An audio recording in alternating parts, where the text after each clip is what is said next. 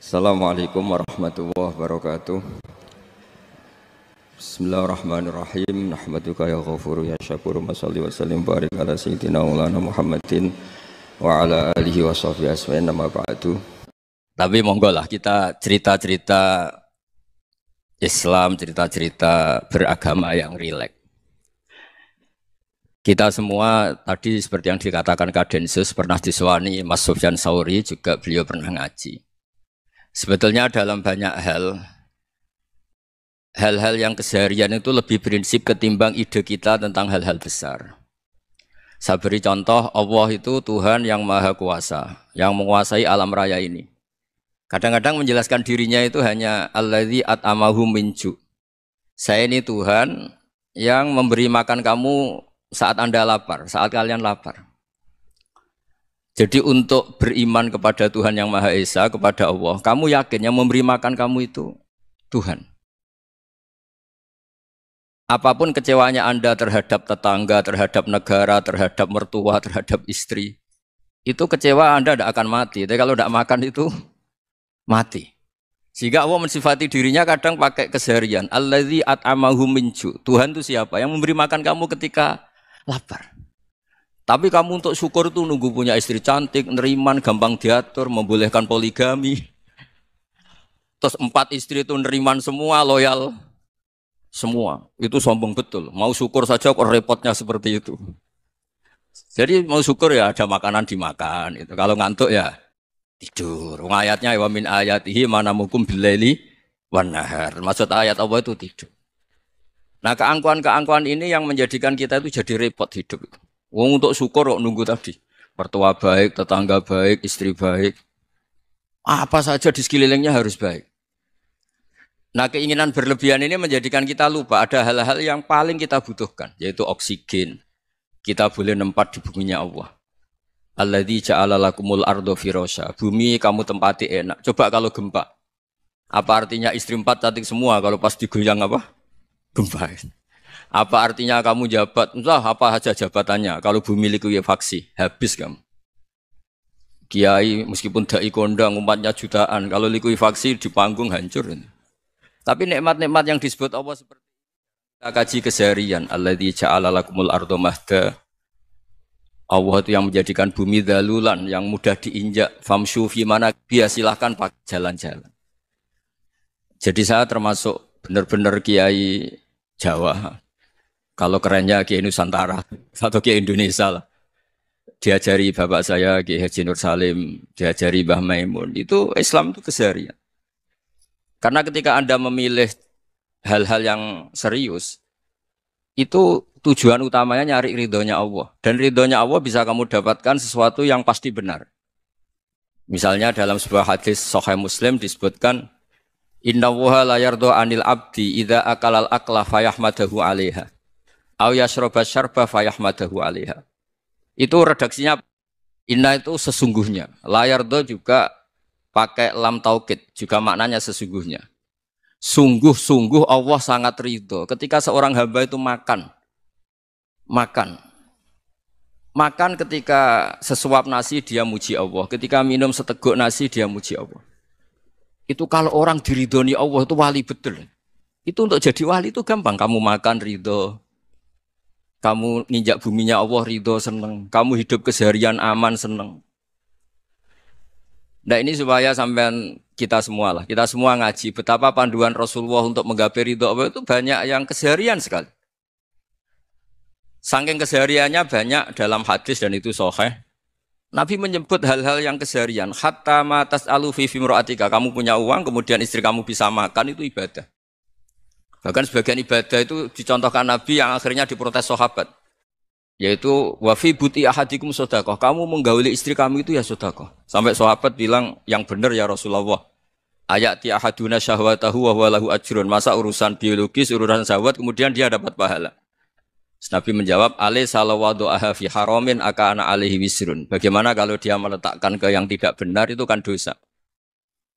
Nah, hal-hal seperti ini yang saya ingin teman-teman semua lah, semua. Saya juga agak ingin ngaji demi Anda juga agak ingin. Itu dosa sekali ngaji kok pesanan kelompok tertentu itu enggak boleh. Islam itu untuk semua. Jadi Ya cuma karena di depan saya jenengan ya seakan-akan jenengan korbannya. Itu ada ilmunya dalam usul fikih itu. Jadi orang itu harus ngaji usul fikih. Nama yang disebut, mungkin Mas Sufyan masih ingat zaman ngaji usul fikih. Nama yang disebut itu tidak jaminan sebagai prioritas perintah. Jadi misalnya gini, kebetulan yang di depan Nabi itu Abu Dzar. Nabi ya bilang, ya Abu Dzarin ini uhibbuka misalnya, atau ya Mu'ad ini uhibbuka, atau ya Abu Hurairah ini uhibbuka misalnya. Banyaklah riwayat yang Nabi nyebut ya Abu Dzarin, ya Mu'ad, ya Abu Hurairah. Kemudian misalnya Nabi meneruskan khitab, ini uhibbuka, saya mencintai kamu, fakul dubur sholatin, atau sebagian riwayat disebut fala tada'anna dubura kulli sholatin, Allahumma inni ala dzikrika wa syukrika wa husni ibadatik. Saya mencintai kamu, siapa saja. Mu'ad bisa, Abu Dzar bisa siapa. Saya mencintai kamu, mohon kalau habis sholat kamu jangan lupa wiridan Allahumma a'inni ala dzikrika wa syukrika wa husni ibadatik. Ya Allah, tolong kami permudah supaya mudah ingat engkau. Anda tidak bisa mentang-mentang, wong nama saya Parmin, nama saya Purnomo, itu yang diperintahkan Mu'ad misalnya. Jadi yang disebut satu, tapi khitab itu untuk siapa saja. Saya teruskan ya. Jadi saya mohon semua kita melakukan kebaikan itu kalau dalam kaidah fikih disebut al yakin la yuzalu bisyak. Banyak kebaikan yang kebenarannya itu 100%. Tidak punya efek samping ke pihak lain, ke kelompok lain, ke komunitas lain. Itu tadi misalnya Anda makan dan itu murah sekali, hanya butuh satu piring. Setiap kunyahan kamu muji Allah, setiap minum kamu muji Allah. Itu redaksinya Rasulullah SAW disebut Allah sangat ridho ketika seorang hamba makan, kemudian dia memuji Allah. Atau minum, kemudian dia muji Allah. Logikanya gampang, negara seperti ini yang kamu harapkan bentuknya kayak apa, mertua, ipar, komunitas, tetangga. Itu nyata terjadi, itu kan belum pasti. Sementara yang mesti terjadi adalah kamu butuh makan, kalau tidak mati. Butuh minum, kalau tidak mati. Butuh bumi yang nyaman ditempati, kalau tidak kita juga mati. Sebab itu Allah kalau menyebut nikmatnya itu hal-hal yang keseharian. Alladzi at'amahum min ju'. Allah itu siapa? Allah itu yang menciptakan kamu bisa makan. Tidak berlebihan, Allah itu yang menciptakan kondisi sosial itu ideal. Zaman Nabi itu ya ada orang munafik. Orang-orang pilihan Allah itu juga diuji orang sekelilingnya yang macam-macam. Semua diuji sesuai konteks zaman dan waktu. Nah, tapi ada ibadah-ibadah yang selalu disarankan Nabi. Sampai Nabi itu pernah ditanya, ayul Islam ya khairun ya Rasulullah, Islam terbaik itu gimana? Jawaban Nabi itu unik. It'amut to'am. Islam terbaik itu ya makan-makan, santai-santai. Ketika Allah menyebut beberapa kebaikan, falak tahamal aqobah, wa ma adrokan apa? Mal aqobah. Terusannya apa? Fakku rokobah. Terusannya apa? Au it'amun fiyaumin di masubaya. Atau acara makan-makan itu juga Islam. Kenapa?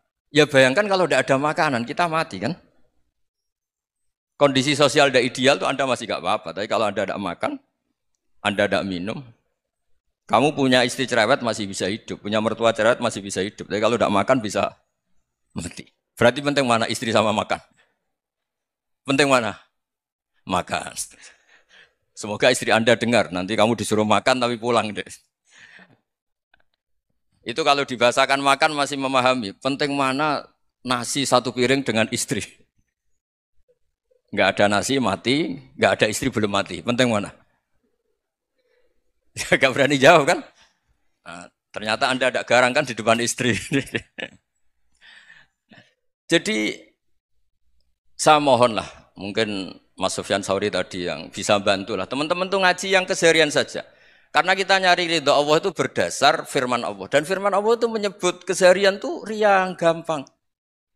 Yaitu tadi misalnya wa min ayatihi manamukum billaili wan nahar. Termasuk ayat-ayat Allah itu kamu tidur. Maka dulu itu ada guyonan, ada tokoh Mu'tazilah, kelompok dalam Islam yang berpikir manusia itu bisa menentukan ikhtiarnya sendiri. Karena saya bisa duduk, ingin berdiri, berdiri.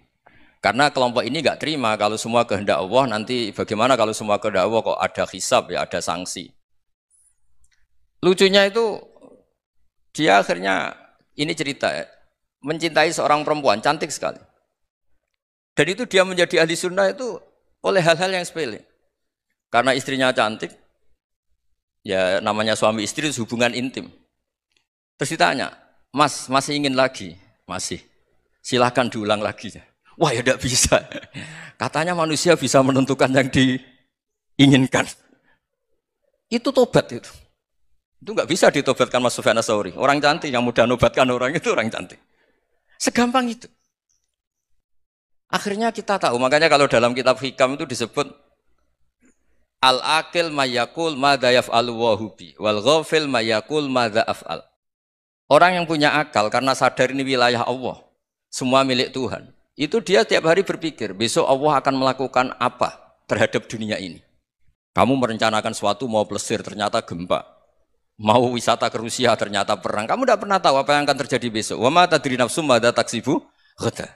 Tapi anda semua kita ini sering punya jadwal permanen. Makanya saya kalau diundang siapa saja, isane takdir. Yang jelas Gus ini acara penting.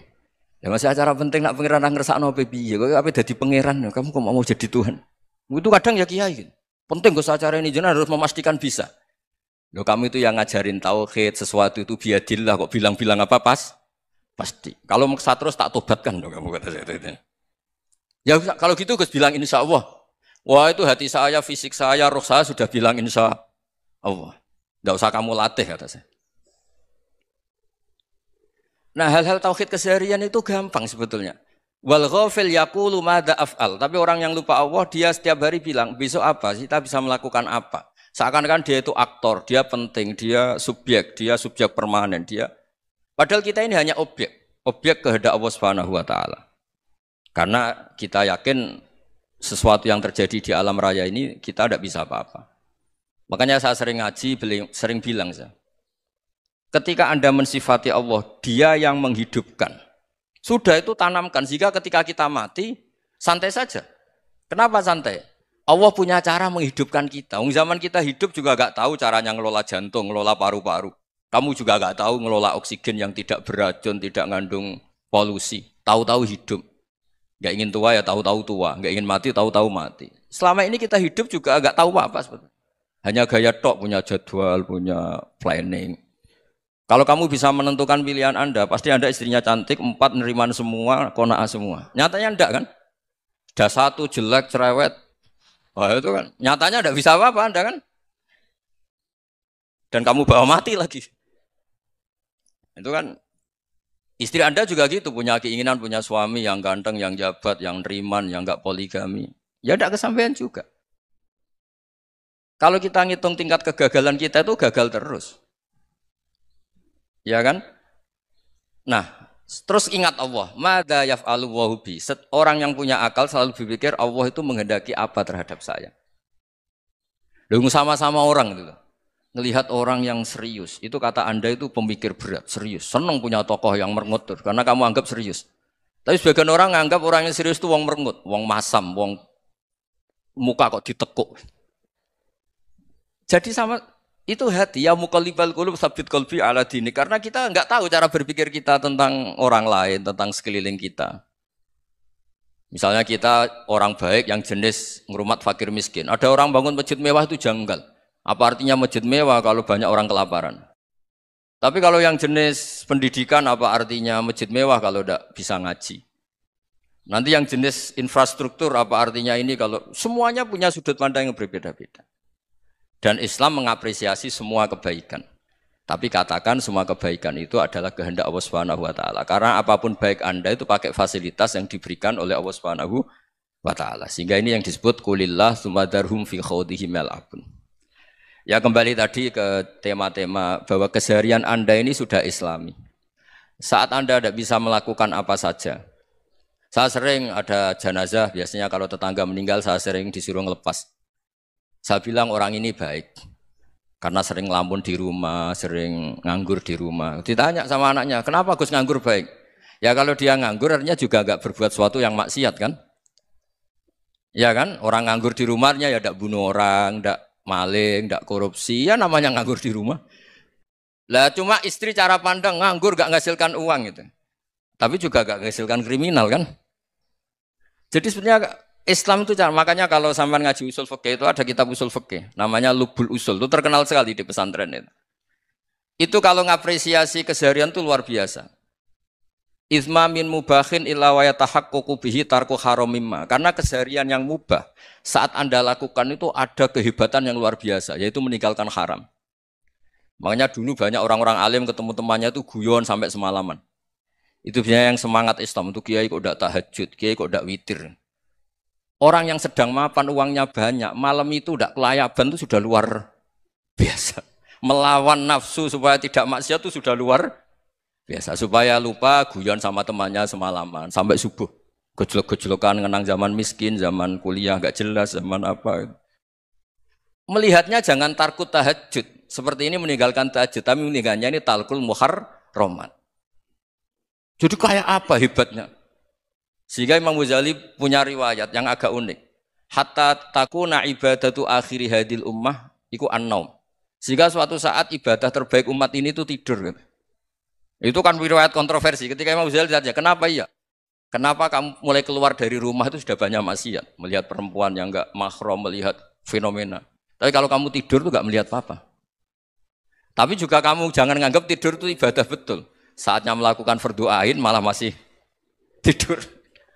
Tapi itu sudut pandang yang menjadikan kita Islam itu gampang. Jadi saat Anda tidak bisa aktivitas apa-apa, misalnya ada beberapa orang yang lumpuh. Lumpuh itu memang nggak bisa Jumatan, nggak bisa ibadah, tapi dia juga nggak bisa maksiat. Tidur itu memang Anda saat itu tidak bisa tahajud, tidak bisa witir, tapi saat itu ada zina, ada maling, tidak gosipkan orang, tidak bully orang, tidak menanamkan kebencian, tidak hasud.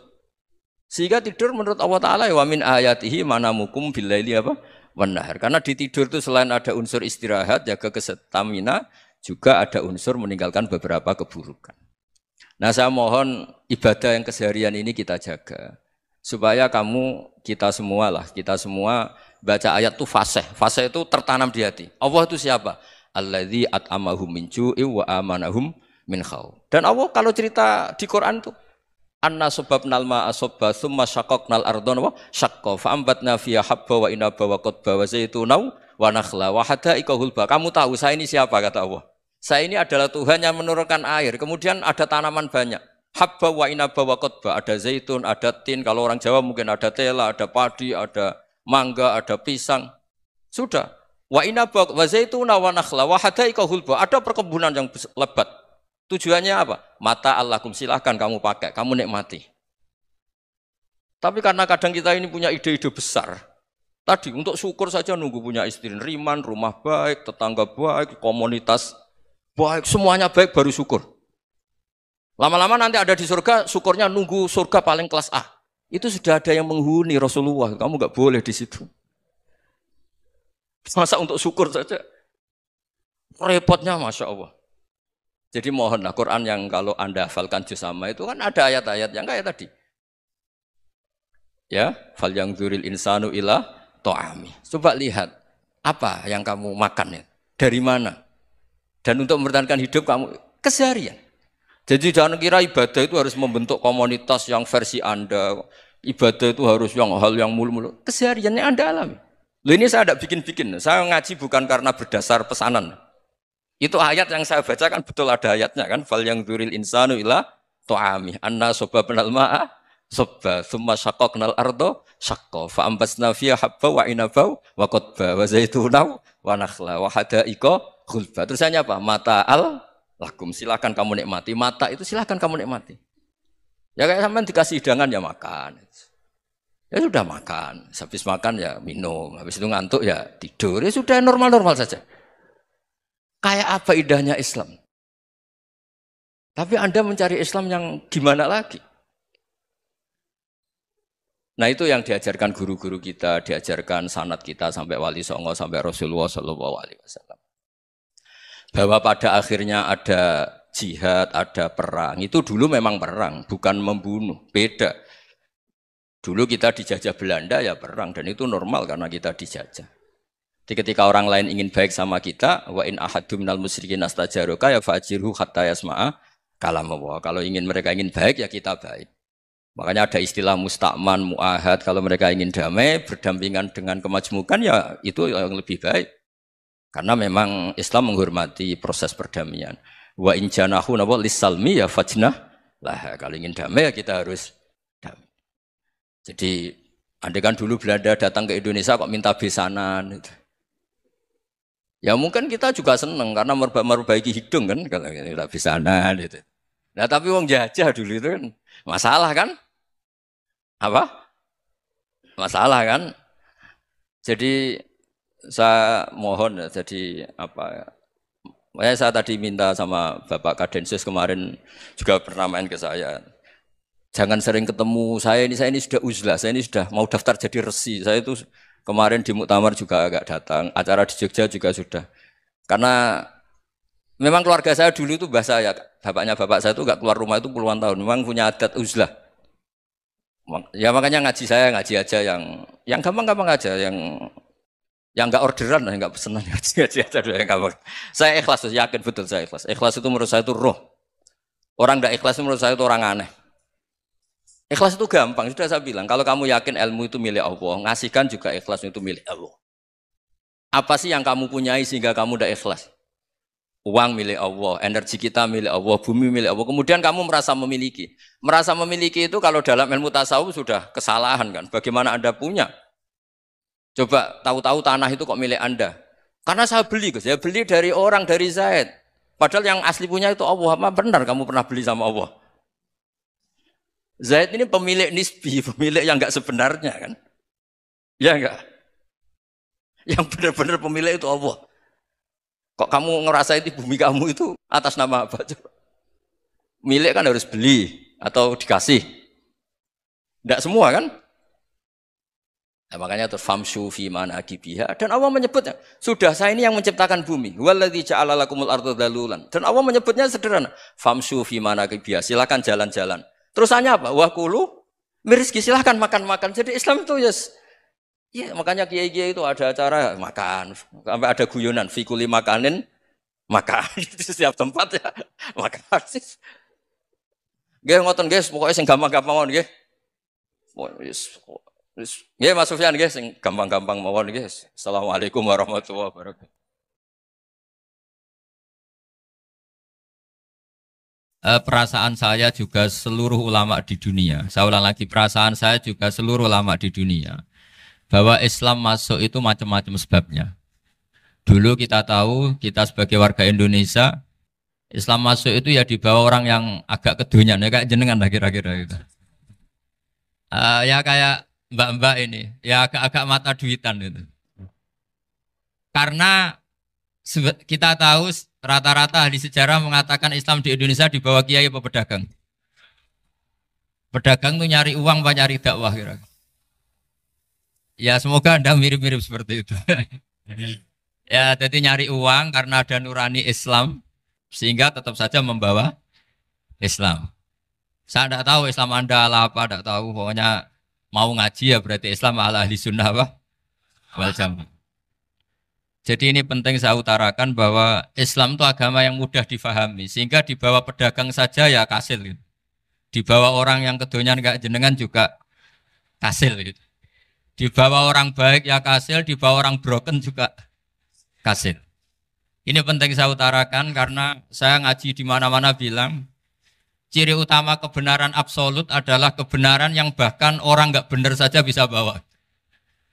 Tapi bukan berarti saya dukung Anda tidak benar, kan sudah tidak benar dulu sebelum kenal saya.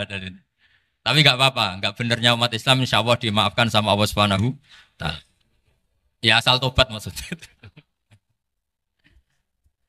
Nggak, ini saya beri satu konstruksi pikiran yang saya sering utarakan di ngaji saya. Sampai sekarang saya coba, saya tes ini kan di kampus ya, di apa bacanya ini Kim University yang global leader apa in the world itu. Ini keren lah. Jadi acara ilmiah kita ditakdir di gedung apa? Kampus, gedung universitas di begini. Kalau 1 ditambah 1 2 itu namanya hakikat. Ciri utama hakikat adalah siapapun akan menerima. Saya sekarang tanya sama Anda, kira-kira 1 tambah 1 2 itu musuh Anda pun mengatakan 2 apa tidak? Ya. Pekerja Korea ya bilang 2, rektor Al-Azhar juga bilang 2. Kamu yang sekarang sedang mungkin sebagian broken sama istri juga bilang 2. Istri kamu yang mangkal sama kamu juga bilang dua. Yang cemburu ya bilang dua, yang dicemburuin juga bilang dua. Karena begitu mudah kebenaran absolut diterima oleh siapa saja. Begitu juga eksistensi Allah sebagai Tuhan. Itu mudah diterima oleh siapa saja. Sehingga pembawanya tidak perlu seorang kiai atau gus atau mubalek atau ketua muin, tidak. Cukup karyawan pekerja Korea. Karena kebenaran absolut itu kebenaran yang mutlak. Siapa saja yang waras pasti ngakui. Kira-kira orang yang berpikir sehat pasti berpikir begini, ini yang diajarkan Quran. Bumi ini kadung wujud.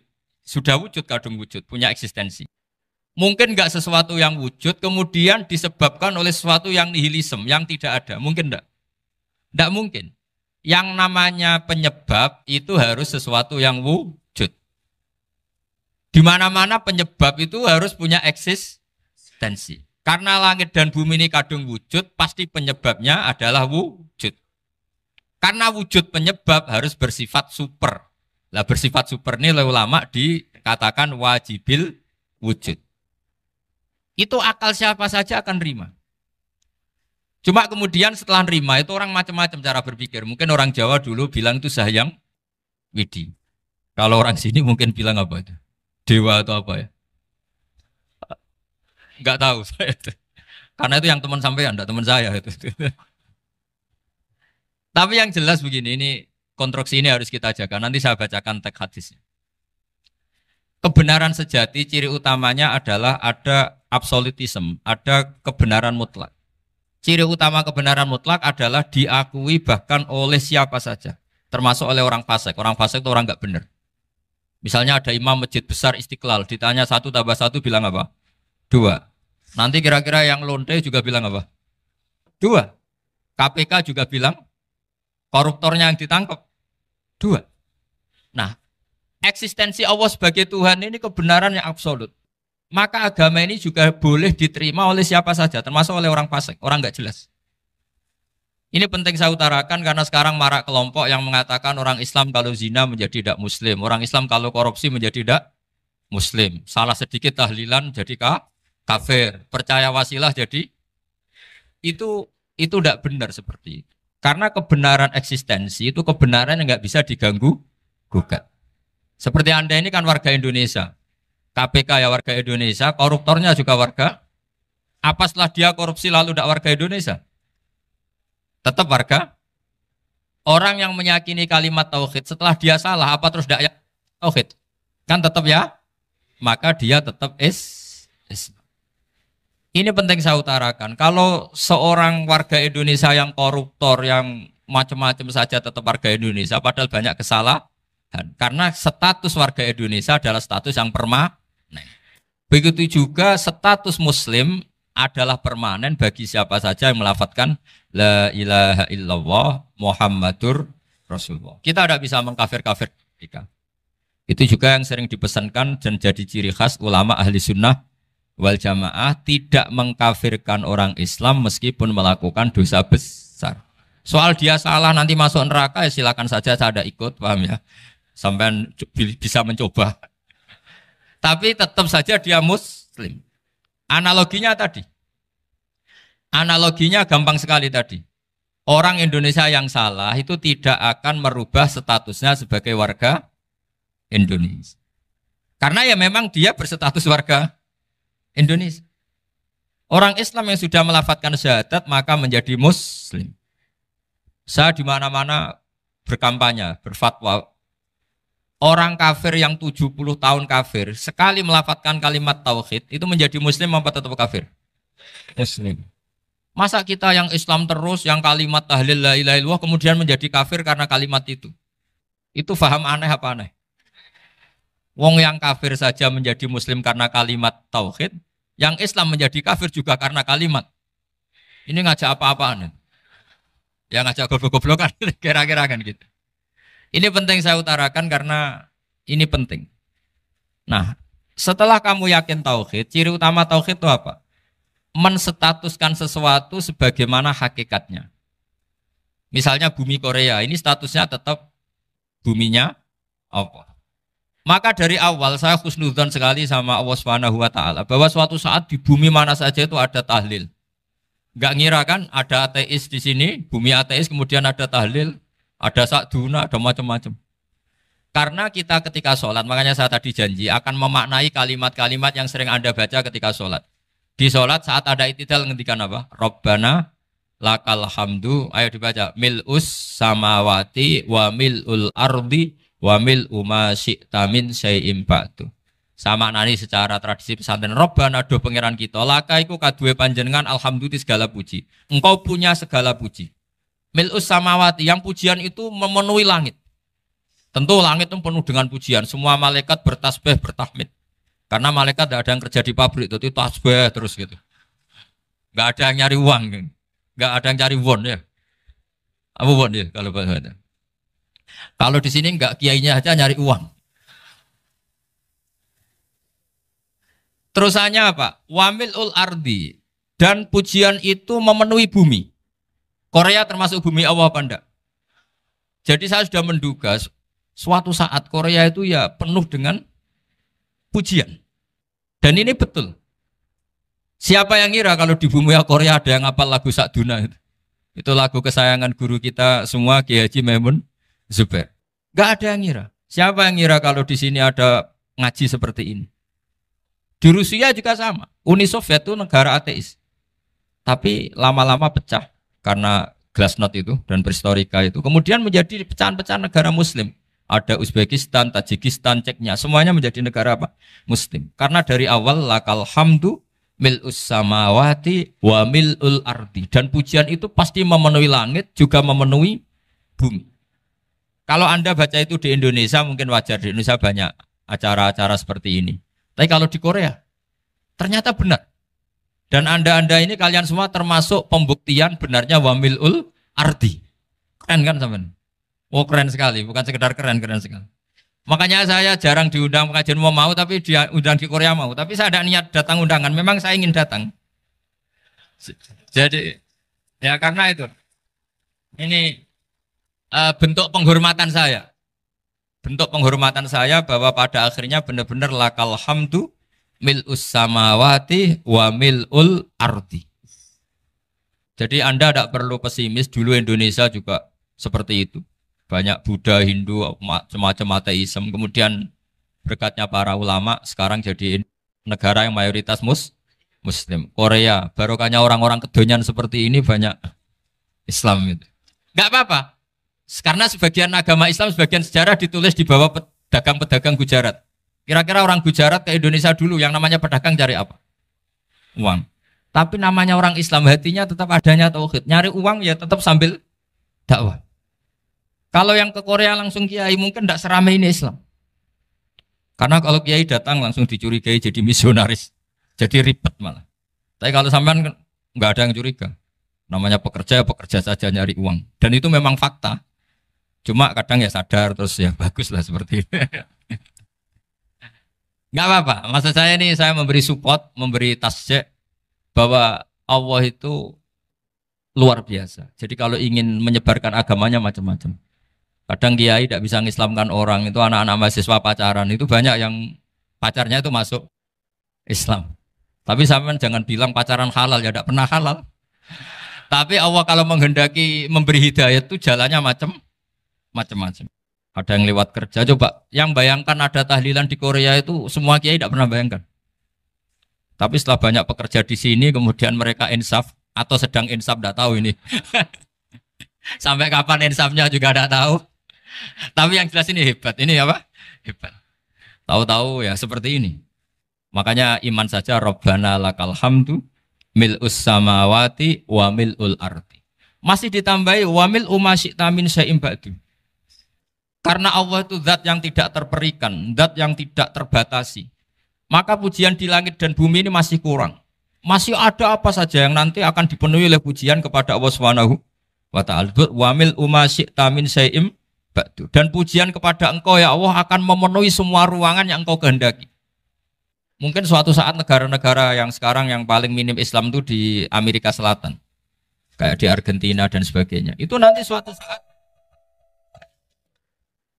Nanti suatu saat juga penuh dengan pujian karena tetap Rabbana lakal hamdu mil'us samawati wa mil'ul ardi wa mil'u ma syi'ta min syai'in ba'd. Saya di Jogja setiap akhir ngaji saya ajarin wiridan. Mungkin wiridan ini tidak asing bagi jenengan karena sering saya baca. Subhanallah wa bihamdihi adada khalqihi wa ridho nafsihi wa zinata arsyihi wa midada kalimat. Bahwa kita memuji Allah itu adada khalqi, sesuai jumlah makhluk Allah. Semua makhluk Allah meskipun kelihatannya mengecewakan, ini semuanya memuji sama Allah Subhanahu wa taala. Meskipun kadang kita kecewa, kadang kita tidak cocok. Coba barokahnya Anda ini agak-agak kecewa gitu dengan Indonesia karena nggak menyediakan lapangan kerja untuk Anda. Tapi ya nggak kecewa-kecewa amat ya, agak-agak saja. Karena Anda tetap semua mencintai Indonesia. Gara-gara agak-agak kecewa cari negara lain. Akhirnya di Korea, ada yang di Jerman, ada di Inggris. Tapi bawaan pernah ngaji di musola, Islam ini ke bawah. Sehingga karena Islam ini ke bawah, tahu-tahu ada komunitas yang memikirkan Islam. Umumnya orang mikir Islam itu ya bikin masjid. Kalau di Korea unik, nyewa apa? Nyewa gedung untuk masjid. Itu kalau diceritakan di Indonesia aneh. Ini masjid sewaan. Masjid. Tapi kalau di sini lazim karena kalau beli mahal ya cukup sewa.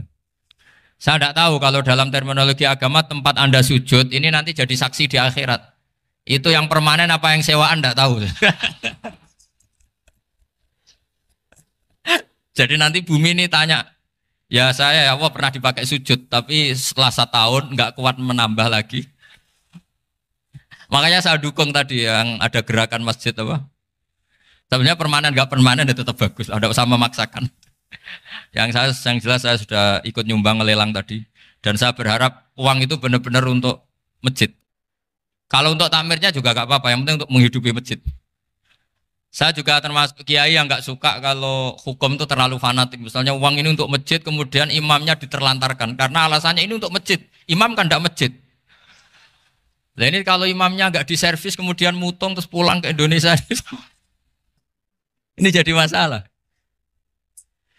Tapi saya juga nggak suka kalau ada negara gitu. Betul-betul saya tidak suka. Yang imamnya itu terlalu diservis. Ini buruk sekali kan.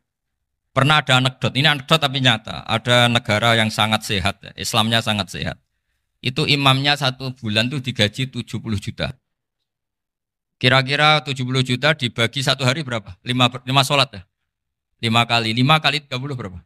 Kira-kira saja. 150. Berarti per sholat dapat berapa ya? Kira-kira. Kan biasa potong gaji kalau... berapa kira-kira? Singkat cerita, si kiai dari luar negeri tadi cerita apa Indonesia? Kiainya miskin-miskin, datang ke masjid kan kadang pakai ontel, adzan sendiri, qomat sendiri, sholat sendiri kadang. Itu nasib orang-orang Sragen dan Salatiga sebagian. Itu yang lapor karena mereka itu. Kalau Rembang insya Allah enggak. Tapi ada semuanya Salatiga, sebagian begitu. Itu yang cerita kiainya, bukan ini bukan hoax. Memang kiainya cerita. Nasib kiai di Salatiga Gus katanya. Itu digojlok, tapi tetap sholat. Sehingga cerita orang tadi cerita, imamnya di sana naiknya Mercy, muadzinnya pakai BMW. Itu tetangga sebelah Indonesia banyak yang fasilitas imam seperti itu. Karena gajinya sampai 70 juta. Setelah dia cerita bangga karena negaranya mengapresiasi imam sholat, sama ke Indonesia dia omongin gini, makanya kamu sholat terus, takut potong gaji ya. Gitu. Itu kagetnya bukan main dia. Dikira itu satu sifat kelebihan negaranya, ternyata buruk sekali karena imam sholat karena takut potongan gaji. Akhirnya ke Indonesia bangga, alhamdulillah kita sholat tanpa gaji. Dan tetap sholat. Keren mana yang digaji sama Anda? Ini yang di atas ini banyak calon imam. Tidak keren mana imam yang digaji sama Anda? Keren yang enggak. Tapi kalau pertanyaannya dibalik, keren mana jamaah yang peduli imamnya sama yang enggak peduli? Jadi jawabannya harus tetap seperti itu. Imamnya keren yang ikhlas. Tapi jamaahnya keren yang peduli imamnya. Jelas ini ya fatwa saya ya. Gimana? Imamnya baik yang ikhlas. Tapi jamaahnya baik yang peduli nasibnya. Tapi sekali imam dari awal enggak ikhlas itu harus di PHK. Itu bahaya bagi agama kalau awalnya sudah ada ikhlas. Karena nanti setelah habis subuh terus dihitung. Wong setahu saya sholat terus kok kenapa gajinya tinggal segini? Ya, setahu saya sholat terus kok gajinya tinggal segini. Terus nanti takmirnya bilang, kemarin duhur Pak Yai tidak ngimamin. Kemarin asar tidak ngimamin. Terus dihitung. Bisa enggak agama akan berjalan seperti itu? Enggak. Ya makanya pertanyaannya tadi, suka atau punya imam ikhlas? Suka. Tapi imamnya juga suka kalau jamaahnya peduli. Ini penting. Jadi saya mensupport Anda, mensupport kalian semua bahwa agama ini akan diurus oleh Allah Subhanahu wa taala. Makanya Sayyidina Umar radhiyallahu anhu kalau disuruh mikir agama itu tidak mau. Tidak mau betul. Ketika Umar jadi khalifah itu puncak keemasan masa Islam. Semuanya stabil, semuanya hebat. Sampai Irak, Iran zaman itu Persia masih. Semuanya Mesir, itu semuanya ikut Islam. Ketika Islam pada puncaknya, yang dikhawatirkan oleh masyarakat adalah begini. Lalu setelah Umar itu bagaimana? Islam setelah dipimpin orang yang tangguh, yang kuat, yang waroi, yang zuhud. Lalu setelah Umar itu gimana? Tapi Umar disuruh mikir gak mau. Sampai setiap Abdullah bin Umar jalan-jalan di kampung-kampung itu abahnya dianggap pecundang. Tahu sampean pecundang? Orang yang gak tanggung jawab. Karena orang-orang bilang gini, ya Abdullah bin Umar, bagaimana pendapat Anda kalau ada penggembala kambing di tengah hutan atau di tengah padang rumput, kemudian dia ninggal gelanggang kambingnya. Kamu anggap penggembala ini gimana? Oh itu penggembala yang dolim itu. Pasti kalau kambing ditinggal ya kacau. Apalagi ini umatur Rasulullah Shallallahu Alaihi Wasallam. Ini abah kamu tidak pernah wasiat, tidak pernah ngatur suksesi. Lalu Islam setelah dia bagaimana? Suruh dia ngomong penggantinya siapa? Karena beliau sudah sepuh harus ada suksesi. Akhirnya Abdullah bin Umar lapor ke Umar. Ini gimana abah orang mengkomplain begini. Apa kata Umar? Agama itu beda dengan kambing katanya. Agama itu milik Allah Subhanahu. Mbok saya pikir, tidak saya pikir tetap jalan. Nah ini terbukti. Jangan ulama ya ndak, mufti ya ndak, tapi bisa menjalankan agama. Kalau agama sampean pikir malah rusak. Sudah pokoknya lakukan saja, tidak usah dipikir. Akhirnya betul. Karena agama ini milik Allah. Soal kita serius memikirkannya itu karena khidmah. Karena kita ingin berbakti pada agama. Tapi Anda tidak boleh berpikir kalau agama ini butuh pemikiran Anda. Beda loh ya. Kita khidmah agama serius karena kita ingin mengkhidmai agama. Tapi agama ini tidak pernah butuh kita. Karena agama ini akan diurus oleh Allah Subhanahu. Coba pas sampean kecil, orang jilbaban di Indonesia itu banyak apa banyak sekarang? Banyak sekarang. Kiainya mutu orang dulu apa mutu orang sekarang? Tapi perkembangan Islam itu ramai sekarang apa ramai dulu? Ramai sekarang. Islam menyebar di seluruh dunia itu zaman Wali Songo, zaman sampean keren mana? Keren sekarang. Kualitas solehnya sampean sama Wali Songo? Wali Songo. Ini betul. Karena agama ini diurus oleh Allah Subhanahu wa taala. Maka kata Sayyidina Umar, agama ini innallaha ta'ala yahfadzu dinah. Innallaha ta'ala la yudhi'u khilafatahu waladina. Allah itu tidak akan menyia-nyiakan agamanya. Ini terbukti. Agama ini pernah dipimpin orang terbaik di dunia, yaitu Rasulullah Shallallahu Alaihi Wasallam. Ketika beliau intakola ila rofiqil ala, ketika beliau pindah ke alam sana, diteruskan oleh sahabat yang tentu jauh di bawah Rasulullah. Diteruskan tabiin, diteruskan para wali songo, diteruskan sayang sampean yang jauh di bawah wali songo. Sejauh-jauhnya. Tapi agama jalan sampai Korea. Agama jalan sampai apa? Dulu Wali Songo itu hanya sampai Mojokerto, sampai Tulungagung. Di bawah sampean, Kelayaban sampai mana ini? Korea. Coba kalau Allah tidak ngurus, nggak bisa. Yang gerakkan hatinya sampean peduli sama masjid siapa? Allah Subhanahu wa taala. Yang menggerakkan hati sampean peduli sama agama siapa? Tapi yang menggerakkan sampean ke Korea apa? Uang kan?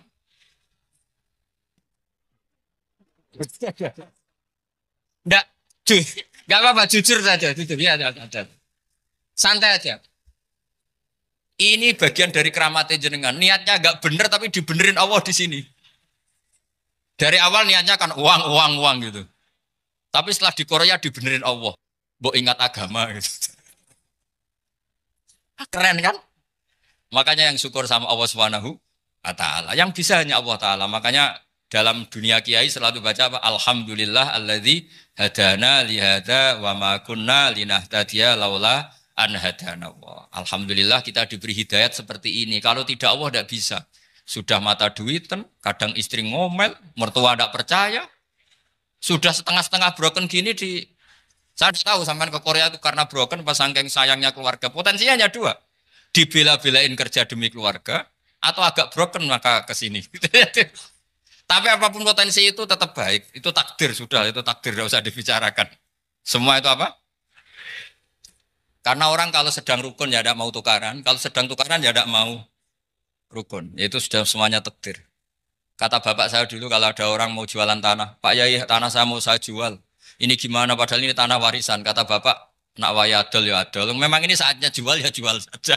Nanti kalau kaya saatnya beli ya beli saja. Karena kalau sudah saatnya jual mau beli ya nggak mungkin kan. Mau memang saatnya jual. Kalau sudah kaya kan nggak mungkin jual tanah. Saatnya beli. Maka semoga masalah di keluarga sampean ya masalah musiman. Maksudnya yang tukarannya ini musiman, yang rukunnya permanen.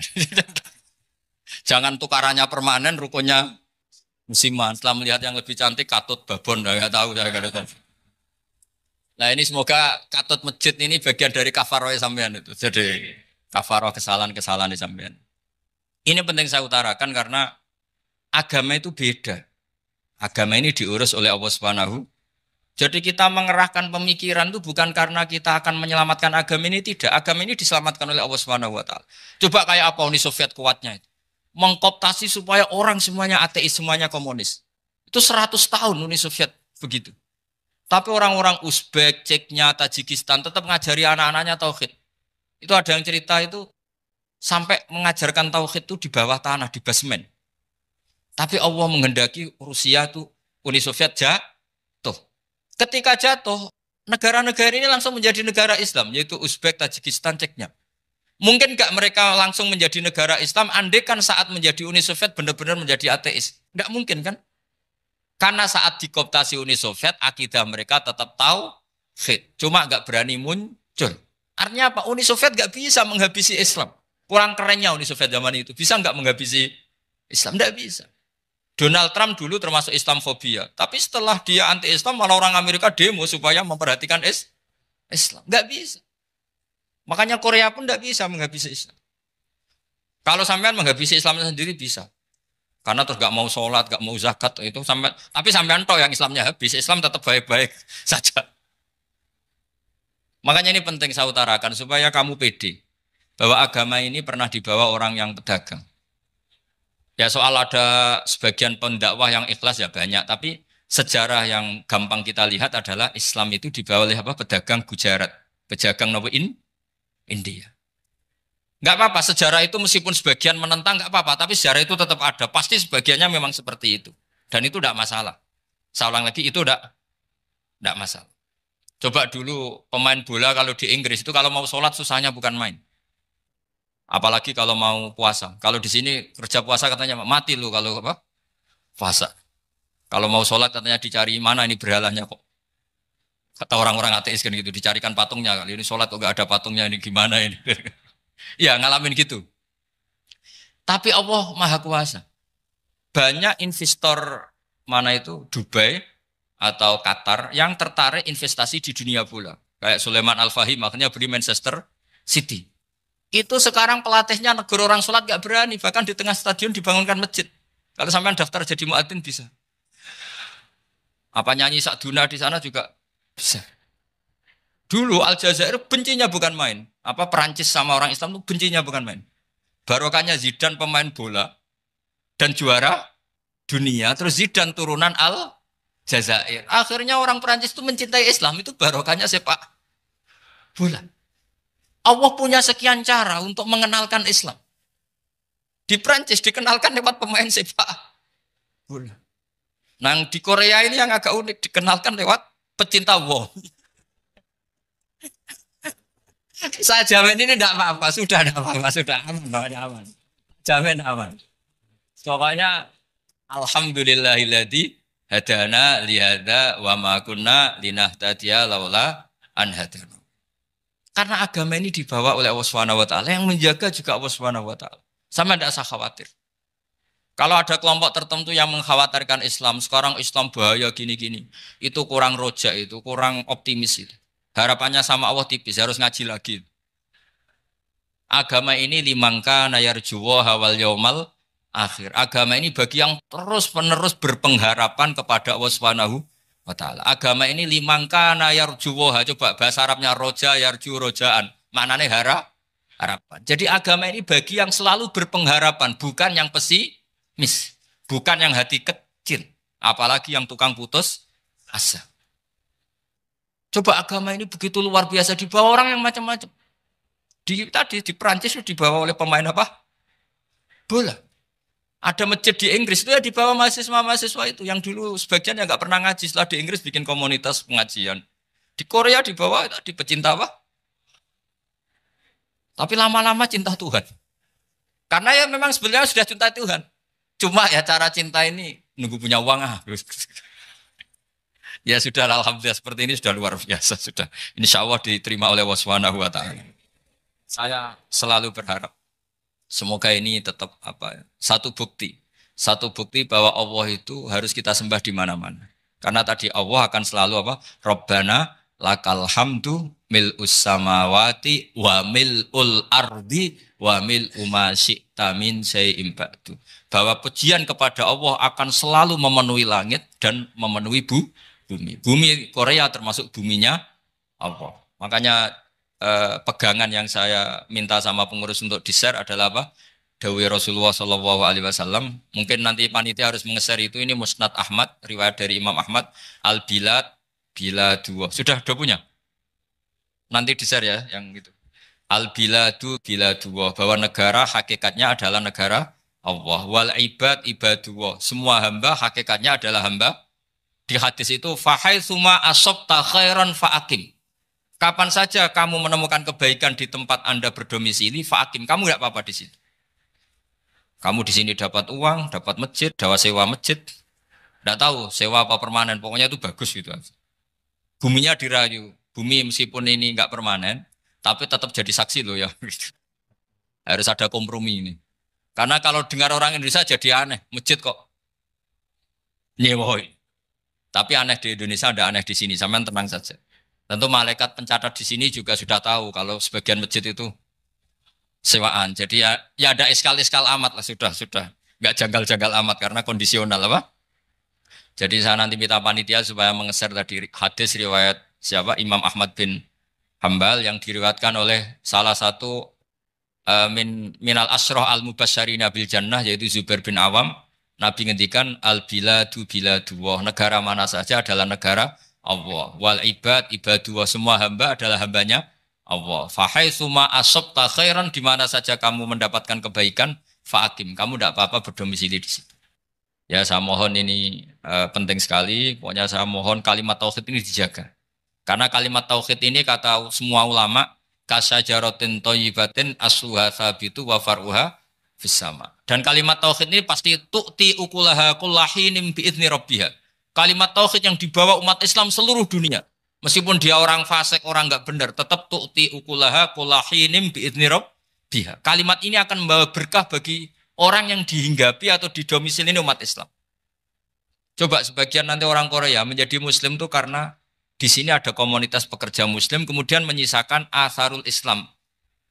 Jejak-jejak Islam. Enggak apa-apa. Pasti kalimat ini tu'ti ukulaha kullahinim bi'izni rabbiha. Jadi kalimat tauhid adalah kalimat yang kata Allah tu'ti ukulaha kullahinim bi'izni rabbiha. Anda tidak usah khawatir. Bahwa apa yang Anda lakukan apapun kecilnya akan ditulis oleh Allah Subhanahu wa taala. Kata Allah wa naktubu ma qaddamu wa atharahum. Di mana di surat Yasin itu? Inna nahnu nuhyil mauta wa naktubu ma qaddamu wa atharahum. Saya bisa menghidupkan orang mati dan semua amal kalian saya tulis, kata Allah. Wa atharohum, dan jejak-jejak yang pernah kalian lakukan juga ditulis. Tak terangno kowe nek ora paham kok nek mlebu swarga dadi paham. Dadi iki pilihane ku loro. Dadi nek kowe saiki ra paham kok ning swarga paham. Nek saiki paham kesuk ben bun neraka dadi ra paham. Dadi mun ra usah direncana mlebu napa? Neraka wae mlebu dhewe ra usah direncanakno mun.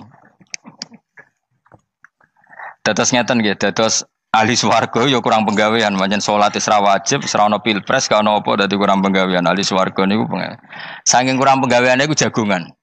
Dadi misalnya kula Mustofa Ruhin jagungan, piye enak ning swarga? Ya enak. Zaman ning donya piye? Terus cerita, saya itu punya teman ateis.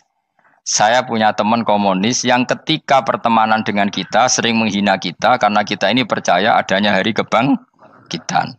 Teman saya itu sering melecehkan idza mitna wa kunna turaba wa idzaman aina lamadinun. Masa kita sudah jadi debu, jadi tulang belulang, kemudian kita akan dibalas amal-amal kita.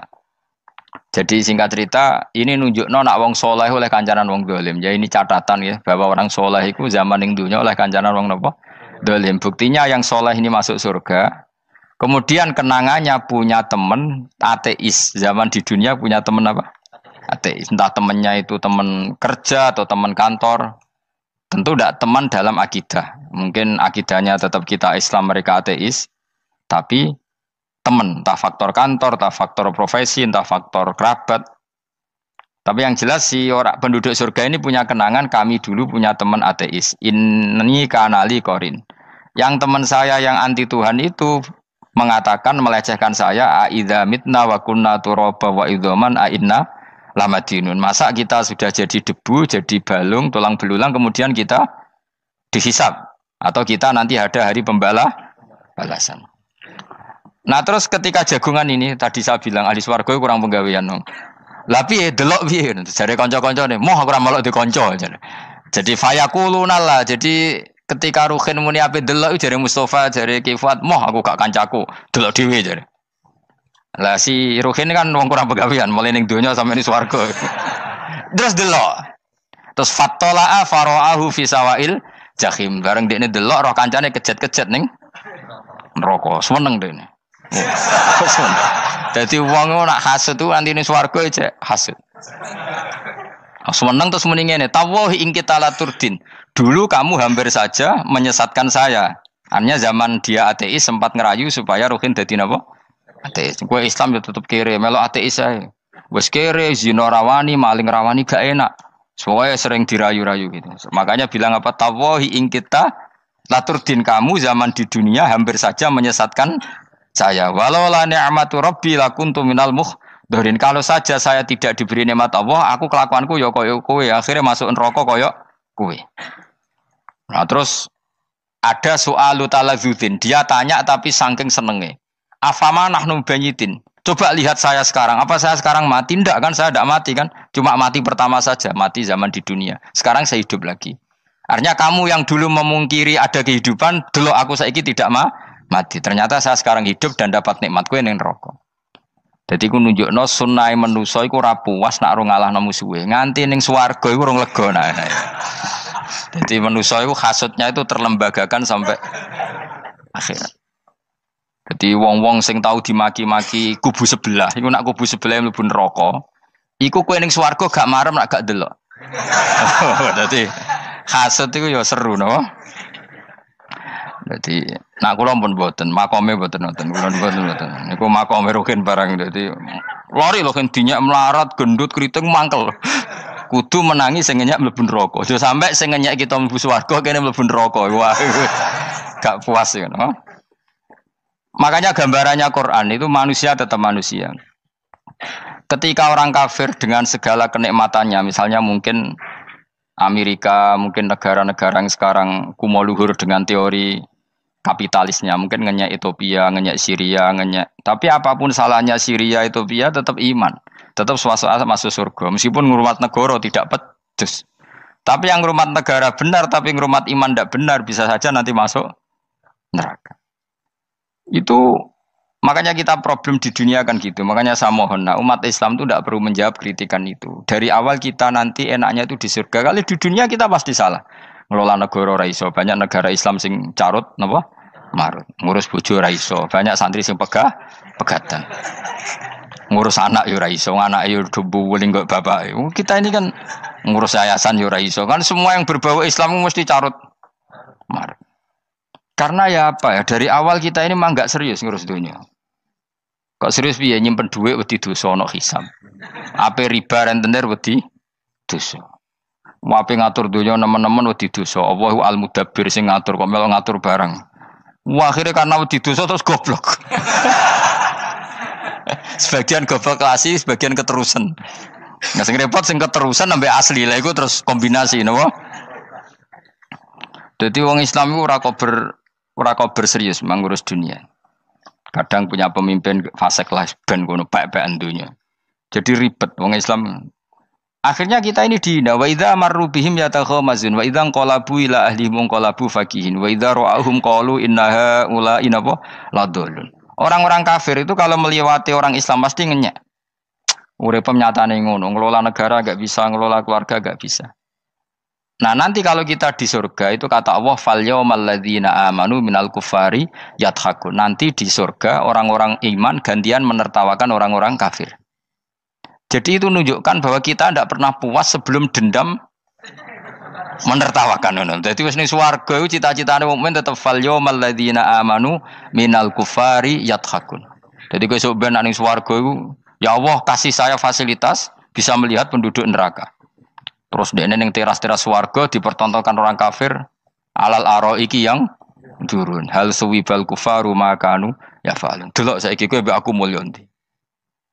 Jadi dendam itu penting. Tapi sebenarnya ini swarga ning donya wis kalah wis nurut ae no. Dadi menteri yo nurut wis pokoke nurut ae wis barang donya pek-pekan ngono. Cuma ora bener ya dielingno iku ya bahaya nek ora bener. Tapi ora usah kerusuhan biasa wae. Gremeng ae gremeng pokoke ben gak dadi udun no. Katanya memang gitu, orang emosi nak diempet itu dadi udun, dadi wis satok gremeng. Tapi yang jelas Allah punya sunnah bahwa manusia itu tidak bisa puas sebelum melihat musuhnya kalah. Sehingga ahlul jannah yang notabene sudah penuh kenikmatan itu tetap dia enggak lego. Enggak lego kalau enggak tahu nasib orang yang dulu menghina dia. Makanya ini peringatan bagi kita bahwa kita berteman orang tidak soleh di dunia itu boleh. Buktinya tadi ahli surga ketika jagungan cerita saya punya teman ateis yang selalu mencibir saya, katanya nanti nggak ada hari kebangkitan. Lalu teman ateis saya sekarang di mana? Sekajak kancana, dulu ya teman-temannya bilang fayakuluna laga. Tapi si teman ini tetap ingin melihat. Setelah dilihat ternyata itu di neraka. Terus melakukan dialek tadi. Apa yang kamu katakan salah. Kamu mengatakan setelah mati akhir urusan salah. Ternyata saya sekarang tidak mati. Afama anahnu bimai itin illa mutatanabuna. Jadi saya mohon sekali teman-teman yang hafal Quran itu harus hafal sampai seperti saya ini sehingga tahu duduk perkara ini Quran itu kayak apa. Maca Quran tok ibadah wis suwe nang maca Quran ibadah. Tapi ndak paham wong khawarit sing tukang mateni wong ya hafal Quran. Iku gara-gara ra paham iku akhire kewaco. Nah kandhani ku angel. Sing kandhani kudu aku. Nah sing kandhani Mustafa padu merapal kan. Sing ngandani kudu aku. Mbok yo wong ku mikir to. Apa gunane misalnya ki apal Pancasila. Tapi ra iso nglakoni napa? Pancasila. Ngapal tok keadilan sosial bagi seluruh pejabat. Antok ngomong ngono jelas timbang muni bagi seluruh rakyat Indonesia aja boleh. Quran juga gitu. Kita ini manusia punya watak dendam. Tapi dendam ini dikelola oleh Islam. Dendamnya mending swarga wae. Ning donya ben, ning donya mung sediluk. Tenan betul. Orang-orang mukmin itu sampai belum lega kalau belum ketemu orang yang pernah mencibir. Yaitu tadi qala qailu minhum inni kanali qarin. Saya punya teman yang ketika di dunia selalu mencibir saya, inna kalaminal musaddiqina idza mitta wa kunna turaba wa idzaman aina lamadun. Teman saya itu selalu mencibir, masa kamu percaya hari kebangkitan? Kita nanti kan sudah jadi tanah, jadi tulang belulang, masa bangun lagi? Yang benar saja kamu. Nah, orang-orang yang mencibir ini kan sakit. Orang dicibir itu kan, nah sakitnya itu terbawa sampai surga. Tapi nak kowe mlebu neraka ora kok berdendam melane. Dadi dendam iku anane ning swarga, nek ning neraka ora kok berdendam. Dianjuti malaikat oleh dendam piye. Tapi bareng ning swarga happy-happy iku piye? Kancamu dhisik sapa wae. Ora kanca partai maksudnya kanca iki. Ya dadi sok nang swarga musa-musamu delok. Jebule swargane sak dhuwurmu.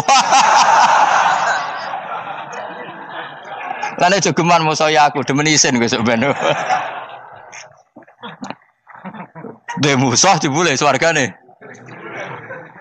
Ndi musuhku sing wani aku delok. Terus jare kancamu teko, aku ning dhuwurmu.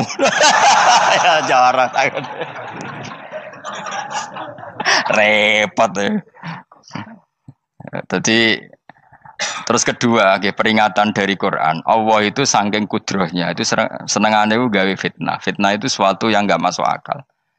Jadi wong kafir utawa wong Islam piyambak iku kon iman sesuatu yang paradok. Iku kon ngimani ning neraka iku ana wit. Lah neraka iku panase ngono, ana wit. Mulane jare wong kafir Muhammad tambah suwe tambah waras. Mergo wong neraka iku makan sajaratus zakum. Mulane wong kafir tambah guyu Muhammad tuh gak waras. Jarene neraka banget panase, tapi di saat yang sama ngomong wit iso tumbuh. Mestinya neraka itu kan enggak ada pohon. Mulane Allah nate ngendikan wa ma ja'alna ru'yal lati arainaka illa fitnatal linnas wasyajaratal mal'unata fil Qur'an. Jadi satu orang itu diuji disuruh ngimani Isra Mi'raj. Nabi yang tetap posisinya di Mekah diberitakan oleh Quran bahwa Nabi telah menembus langit Sabtu dalam lahdoh satu malam. Wong kafir malah guyu-guyu. Terus kedua ada pohon yang tumbuh di neraka. Mulane dawuh pangeran seperti wa ma ja'alna ru'yal lati arainaka illa fitnatal linnas wasyajaratal mal'unata fil Quran. Jadi diuji. Yes ngono dunya kaya wong Islam sakniki niku. Yang mengklaim negara Islam tata kelolanya carut marut. Yang negara non Islam kadang tata kelolanya rapi. Sehingga seakan-akan kita ini salah. Ngurus dunia wae ra iso, mung ngurus akhirat. Tapi saya berharap sing dicibir iki sok ben mlebu swarga. Dadi iso dendam. Tapi nek mlebu neraka iku ora kober dendam. Mulane kula mboten gadah rencana mlebu neraka mboten gadah. Kula mergo kula niku nggih pendendam dadi mangkalku ben kesampaian sampeyan nak teng pundi? Swarga. Kita harus ngalami fal yawmal ladzina amanu minal kufari yadhakun alal araiki yang jangan sampai kita ngalami kita sendiri disiksa. Kowe ngilu awakmu dhewe, milih dendam apa milih mlebu neraka? Milih dendam ya. Syaratnya mlebu apa? Swarga. Ya. Jadi pangeran itu memang sering damel sesuatu itu paradok. Tapi memang Allah sengaja. Mulane kula bolak-balik matur, ulama itu banyak, yang jaga akhlak ya banyak, yang jaga ilmu yang banyak. Kadang yang jaga ilmu itu yang akhirnya nyuwun sewu cangkem elek dan itu penting. Saya di mana-mana bilang, sesuatu itu kadang nggak bisa dijelaskan secara baik-baik. Syaratnya kudu cangkem elek. Cuma karena itu nggak mungkin kita nisbatkan pada Nabi, ben aku wae sing tanggung jawab. Kalau nak dinisbatkan Nabi kan elek, maksud Nabi kok gerakan cangkem elek. Ben aku wae. Nak pancen salah, aku sing tanggung jawab. Teke nyalahno aku neraka, yakin neraka. Siji yo ora level, napa siji ora level. Dhisik sahabat itu akhirnya yo nyuwun sewu cara ora sahabat yo cangkem elek. Mergo mangkel. Ada orang munafik saking ora ngajari ngene. Kenapa saya bikin gerakan cangkem elek? Kok janut lho. Kowe asli elek maksudnya cangkemmu wis elek ora kok. Kok nang darane aku harus gefe asli cangkemmu wis elek. Wis ngono perkara dunya, ora perkara hak. Nah, kan perkara hak, cek keren. Wong munafik ku saking mangkelnone ning Kanjeng Nabi, saking kepengin Nabi itu ketok goblok, ketok salah. Iku kadang takok nggowo untane unta. Takok, "Mat, unta kuwi sing ngawini untane sapa? Kok anake kok ora kembar?" Terus ana sahabatmu sing cangkem elek koyo Ruhin. Tak pajangi aku. Kowe apa-apa? Dadi oleh muni ku nazautu alaiha, nazautu cara aku sing nyelingkuhi. Terus kowe apa? Mergo gak trimo nabine dikei pertanyaan sing gak masuk akal. Paham? Begitu juga ketika mereka nyembah berhala Lata Uzza iku sing cangkem elek ya sahabat. Mergo Nabi ra pantes. Cangkem elek bicara aku gek bengi pas ape nyembah berhalaku. Jebule pas duyoi luwak. Aku mikir, mosok pangeran duwe luwak menengah iki apa-apaan? Dikencingi apa? Luwak. Ada lagi orang Bedui, orang munafik tanya, Muhammad, idda'aita annaka utiyal wahya. Kamu tuh mengklaim kamu dapat wahyu. Sekarang unta saya hilang. Lalu posisi unta saya di mana? Kamu idda'aital ghaib. Kamu mengklaim tahu barang ghaib. Sekarang unta saya di mana? Sahabat akhirnya kecangkemel. Tak colong apa-apa pokoknya. Pergamane. Pokoknya butuhnya mangkel lo, bodoh mangkel lo nih. Mergo gak terima nabi ini nggo pertanyaan-pertanyaan yang tidak mendidik, yang menyudutkan. Yang paling parah mau nazautu alaiha. Yo aku sing nyelunggi wae apa-apa. Nah sama misalnya orang kafir bilang orang Swiss lebih bahagia timbang orang orang Ethiopia. Orang Eropa lebih bahagia ketimbang orang Syria. Kamu harus bilang, kata siapa? Coba ukur. Kita yang miskin, kita yang tidak menteri, kita yang tidak siapa-siapa. Andai kan ditimang kebahagiaan kita dengan menteri tidak mesti kalah. Mereka juga punya atasan yang mengganggu kan. Kue jadi buruh majikan ya tersita oleh atasan. Menteri ya tersita oleh atasan. Kebebasannya ya ada yang tersita. Wayai pengen turu harus ngantor. Wayai kepengen mangan harus rapat. Kamu ya tersita ape mangan rakelar. Ya sesuai tersitanya macam-macam kan. Semua itu kita sama kok. Ada yang sesuatu yang kita tidak kesam, mereka juga sama ada sesuatu yang tidak. Ya. Sebenarnya pola hidup itu kan sama. Dan itu kadang-kadang yang jadi aman kadang-kadang mau cangkem elek sing iso jawabnya. Tapi saya ulang lagi itu nggak mungkin kamu nisbatkan kepada Rasulullah karena Rasulullah itu ahsanan nasi khalqom. Tapi ulama ben tetep ngene iki. Sing kaliber lho ya. Sing kira-kira cangkem elek tetep keramat kok kula lah minimal koyo kula. Kulo nu cangkem elek tetep keramat. Kowe sopan tetep keramat, ora ana ilmune kok. Entekno sopan ora ana pengaruh ya. Entekno sopan tetep keramat aku, yakin keramat aku. Baik kowe sopan lah ya. Ora ana ilmune apa-apa. Sopan yo keliru, cangkem elek yo keliru, urip yo keliru, mati yo keliru, pokoke kadung keliru. Ana ulama diomongi, Pak Yai, kalau neraka itu kalau setan dari api, kemudian setan disiksa api kan sejenis, susahnya apa? Kiai ini mangkel terus ngambil segenggam tanah di sawur ora ini. Loro yai, jari kayak kok tanah, kan tanah kok loro. Enggak bisa seperti ini diberi penjelasan baik-baik kan. Setan itu kok geni Pak Yai, jari disiksa di neraka kan enggak apa-apa, sama-sama api. Kiai ini ngambil tanah sawur ora ini. Barang mau sakit Kiai, jari kok tanah, kan tanah kok sakit. Hanya jangan katakan kalau setan dari api kena api enggak sakit. Coba kamu kasih penjelasan baik-baik. Ngapunten nggih, umpami jenengan nggih. Ngapunten lho niki. Ngapunten lho nggih, umpami jenengan nggih. Ngapunten lho. Kesuwen. Umpami jenengan kena tanah sepundi iki mboten napa-napa, kena tanah kula biasa. Kan kesuwen. Tidak mbok sawuri raine. Terus keliliben.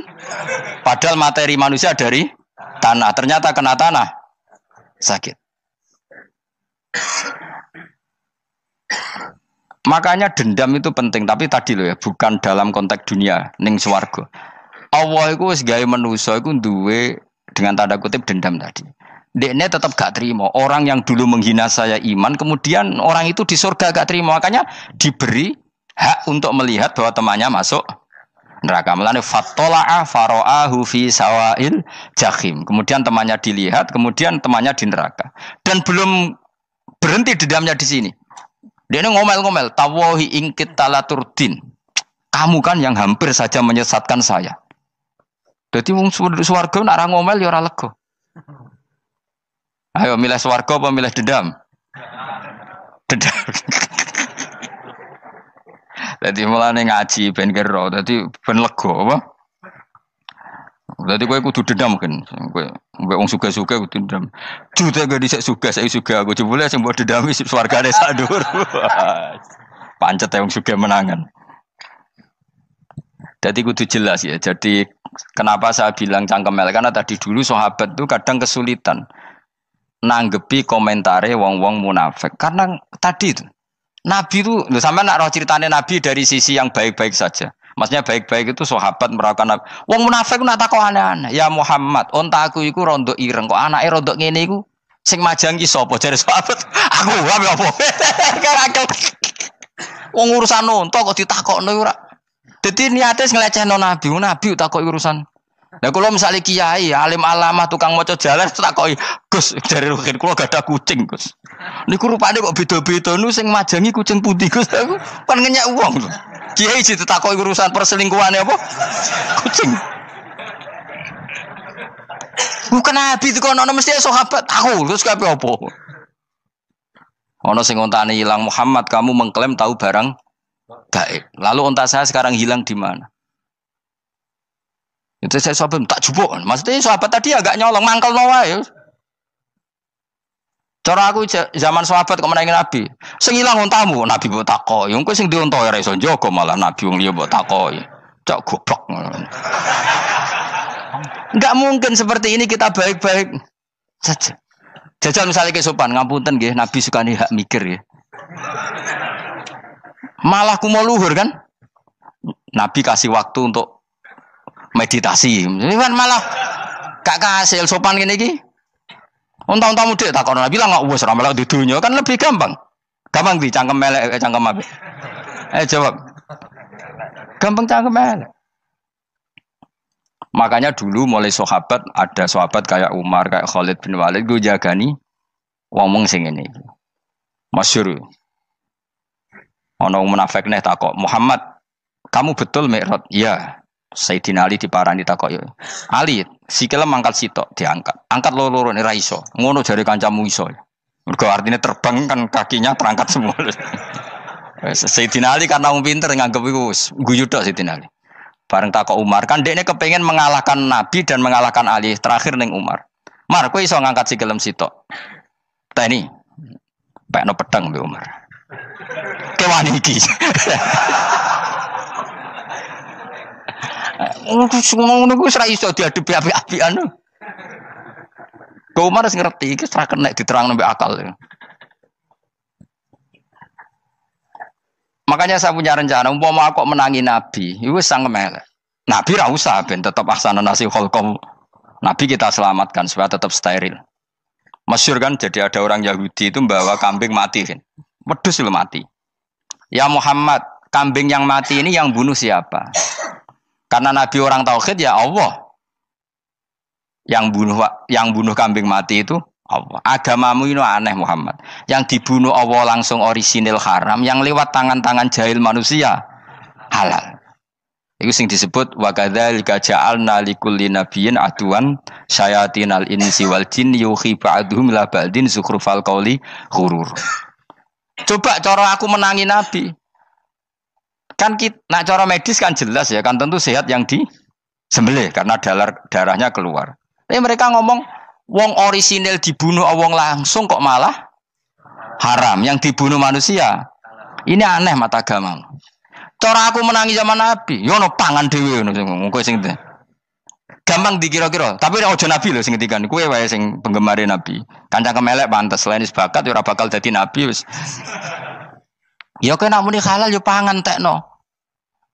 Kan dekne muni halal kan? Ya wis entekno. Ben do mangan apa, Bah? Badang. Tapi Nabi kan gak mungkin ngendikan seperti. Tapi sahabatnya dong ngendikan gitu. Mergo mangkal ngadepi. Jadi kadang-kadang orang itu gak bisa dikasih penjelasan secara apa? Baik-baik. Ya tapi tadi saya ulang lagi, kita kudu tetap nyelametno Kanjeng Nabi. Yes, mulane ulama itu udah keras masalah bab ngadepi wong fasik itu keras. Masyhur Sidina Ali nanti debat be orang ateis. Ali, kowe sehari terkenal sahabatnya Nabi paling cerdas. Umpama kowe wis mbok rewangi salat, mbok rewangi poso, kemudian sok ben mati ra ono apa-apa. Terus kowe rugi, mbok rewangi salat, mbok rewangi poso, mbok rewangi takwa, ternyata nanti di akhirat ndak ada apa-apa. Dan aku kan enak ning donya, gak tahu salat, gak tahu poso, jadi nanti kalau gak ada apa-apa kan gak masalah. Aku di dunia gak pernah kebebanan aturan-aturan syariat. Masyhur dawuh Sayyidina Ali. Ingka nama taqulu sidqan atau haqqan takhallasta wa takhallasna. Wa ingka nama aqulu haqqan takhallasna wa ahlakta. Siapa lo di? Jika yang kamu katakan benar, yang lolos tidak hanya kamu, saya pun lolos. Jika nanti di akhirat gak ada hisab, memang yang selamat kue tok, aku lah yo selamat dong, bodoh-bodoh ra ono hisab. Ingka nama taqulu haqqan faqad takhallasta wa takhallasna. Jika yang kamu katakan benar, enggak ada hisab, maka kamu selamat, saya pun selamat rumangsamu. Tapi jika yang saya katakan benar, takhallasna wa ahlakta, saya selamat kowe rusak. Niku muga ora Sidina Ali cangkem elek tapi, muga ora Sidina Ali. Muga sing ngomong Ruhin misal. Kan cangkem elek. Karena orang seperti itu ora iso mbok terangno api-apian. Di kampunten nggih mengke delok mengke. Lho delok mengke kesuwen li. Kowe nek mati wae SMS aku malah do ndi-ndi ngomongnya. Maka jawab Sayyidina Ali, jika yang kamu katakan benar, yang selamat tidak hanya kamu, saya pun selamat karena tidak ada apa? Hisab. Tapi jika yang saya katakan benar, maka takhallasna wa ahlakta, saya selamat, kamu rusak. Mulane cara kula wong Islam kudu yakin mlebu swarga. Senajan to neraka sik. Saya berkali-kali bilang, kita pun nuruti khawatir. Sebenarnya sholat kita potensi gak diterima Allah karena ada ikhlas. Puasa kita juga gitu. Tapi masalahnya kubu sebelah darani siapapun mati itu masuk swarga. Lan aku kalah iklan iso kalah. Lan aku kampanye paling gampang ngaji swarga, ngaji ra paham yo swarga, go kitab ngalor ngidul yo swarga, modus gaya-gayanan yo swarga. Ngaji mergo mangkel bojo yo swarga. Ngaji nglalekno utang yo swarga. Oh, apa kubu sebelah wae swarga terus bosok kene sing iman kak. Swarga. Soal akhir ki mlebu neraka tak kandhani wis enteni sik sabar. Pada akhirnya tetap masuk swarga. Pada akhirnya kapan? 10.000 tahun apa ya ora. Ayo ora kepengin orang nglakoni kok. Jadi ini penting ya. Jadi kita harus terbiasa berpikir secara tadi ya. Sarohku sahabat ulama itu nak ngadepi wong fasik itu akhirnya cangkem elek. Mergo kadang penjelasan lebih gampang. Cuma tadi saya ulang lagi, Nabi harus kita selamatkan. Sajane Nabi Ibrahim yang podo parah. Jadi ketika beliau mematahkan semua berhala yang kecil kan kapaknya dikalungkan berhala yang bareng ditakoi. Hem siapa yang melakukan itu? Takono sing nggo kapak, ora nggo kapak. Jare ketuane wong kafir, utekem lho hem wong karuan berhala, bukan nakoki, ora karuan ora iso ngomong, bukan nakoki. Lah utekem ning ndi karuan ora ngomong mbok sembah. Akhirnya berhubung Nabi Ibrahim darani ngendikan, lah sing nyora aku. Lah yo muga iku ora nabi, iku cangkem elek ta cangkem apik. Muga ora nabi lho. Mergo Nabi Ibrahim diutek-utekno, utekem lho mu karuan berhala watu kok kon nako. Jare Ibrahim utekem tak kok karuan watu kok mbok sembah. Iso diterangno apik-apikan. Ngapunten nggih. Ngapunten sanget niki niku. Kesuwen yakin kesuwen. Lah cuma ke mari siko nabi ku ya iku nedok sing cangkem elek iku. Tapi ora demi hak, demi hadun. Nah lha iku sing mari elek. Apa logikanya? Saiki musuh dhisik musuh saiki gabung kuwi ku barang-barang donya kok mbok soal. Nyoal barang akhirat itu keren apa? Apa susahe ning donya nggo sujud, apa susahe ning donya nggo ibadah iku keren. Nyoal kok trimo. Dhisik musuhan kok saiki rukun ben donya kok mbok soal ben wis jegeman santriku di sini aku. Ciri utama wong apik nyebalakno barang dunya, tapi nek akhirat seri. Kayak aku mestine paten soalku wis ngaji jalalan kok gak dadi wali ku maksudku piye? Tak ulang mulai 2005 kok ora alim maksud. Tapi kita wari jawaban tawaduk. Ya tak wari jawaban apa? Karena kita ndak ingin nyaingi guru apalagi melangkahi. Ya tak warai ya. Jadi sajane kula saged alim Gus, tapi mboten sae nglangkahi guru. Mulane kula nyuwun pangeran tetep bodoh. Kersane tetap sopan, tidak ngelangkai. Setuju ya?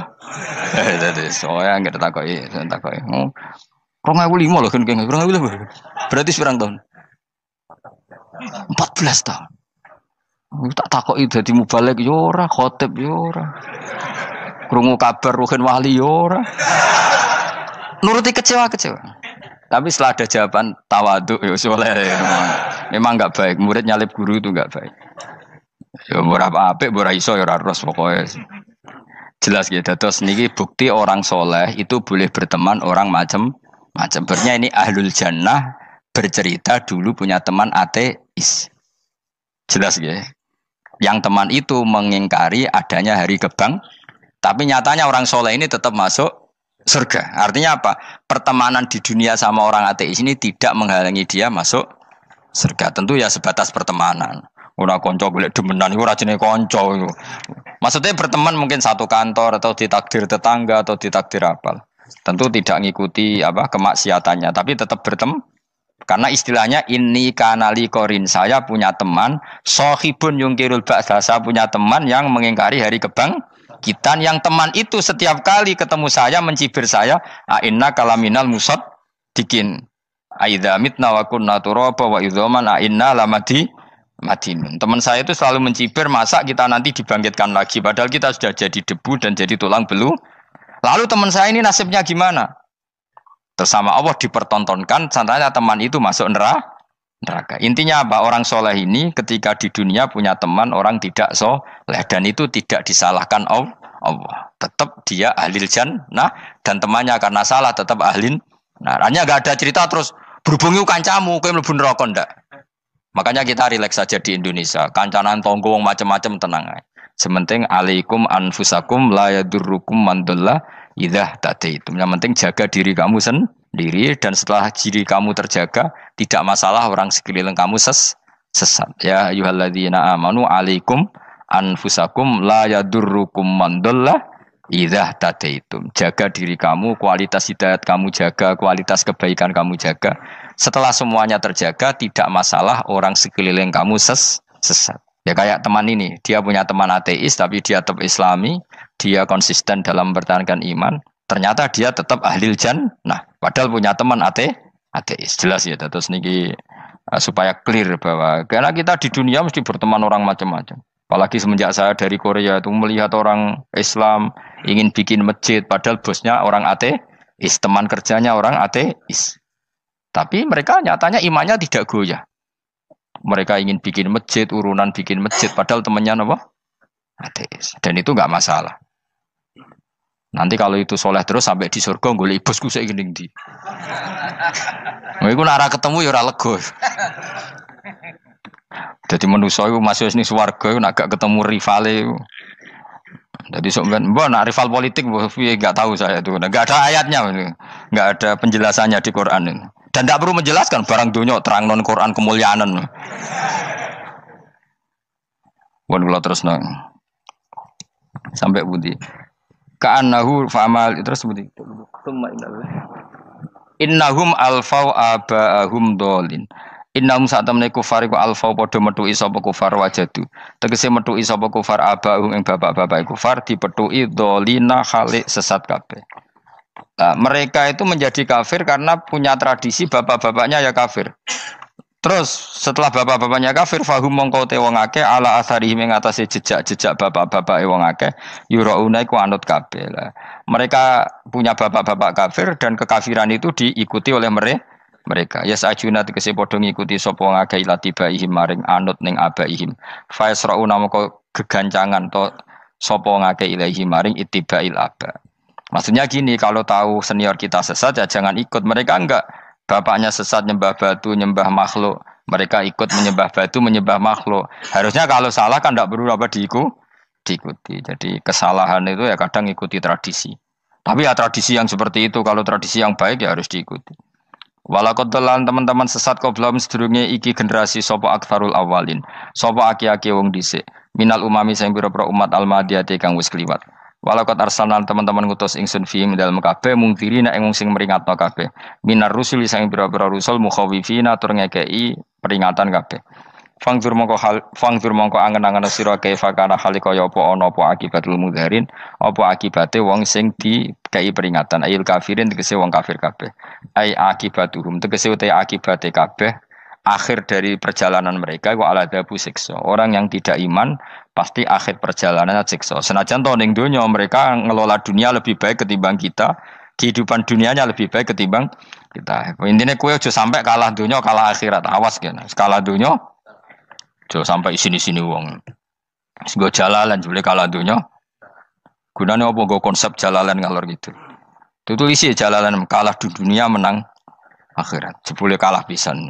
Innalillahi wa inna ilaihi raji'un. Awas ke sebenarnya swarga sini-sini wong. Illa ibadah wahi kecuali pira-pira kaulian Allah al-mukhlasina kang ikhlas kabeh, al mukminina kang mukmin kabeh. Fa innahu mongko satuna ibadu wa al-mukhlisin atau al-mukhlasin iku najau. Iku selamat sapa kabeh minal adabi sanging siksa. Li ikhlasihim krana ikhlase wong akeh fil ibadati ing ibadah. Nak kira iki ta apa? Illa ibadah wahil mukhlasin sami nggih. Fathah. Kira iki ta napa? Lame fathah. Illa ibadah wahil mukhlasin iki. Tapi ana sing kira mukhlisin apa mukhlasin? Kira iki to. Hah? Ora lha jeng nang Quran. Mukhlas. Auli anna wa ta satemne wa ta'ala akhlaso nyelametno sapa mikhlasno sapa ing kabeh lah krana ikilah amal ala qiraati fathil lam ing atase wacanan maca lam. Dadi qiraah itu ada illa ibadah wahil mukhlisin, ada illa ibadah wahil mukhlasin. Jadi mang dua qiraah. Tapi ki anut sing umum ya aja aneh-aneh. Walaqad nadana nuhun fala ni'mal mujibun. Walaqad nadana lan teman-teman ndonga nek kita sapa nuhun Nabi Nuh bikauli iklan dawe Nabi Nuh, Rabbi inni makhlubun fantasir. Rabbi do pengiran ingsun ini sak temen ingsun makhlubun den kalahno, fantasir mongko kula aturi nulungi panjenengan. Fala ni'mal mujibun, mongko iku banget nikmate sapa al mujibun, sapa zat sing nyembadani lagu maring Nuh nahnu te kita. Aida'ana ala qaumi. Maksudnya Nabi Nuh ketika tertekan oleh kaumnya, kemudian Nabi Nuh berdoa kepada saya. Dan saya kata Allah fala ni'mal mujibun, zat terbaik yang memberi terkabulnya doa itu fala ni'mal mujibun.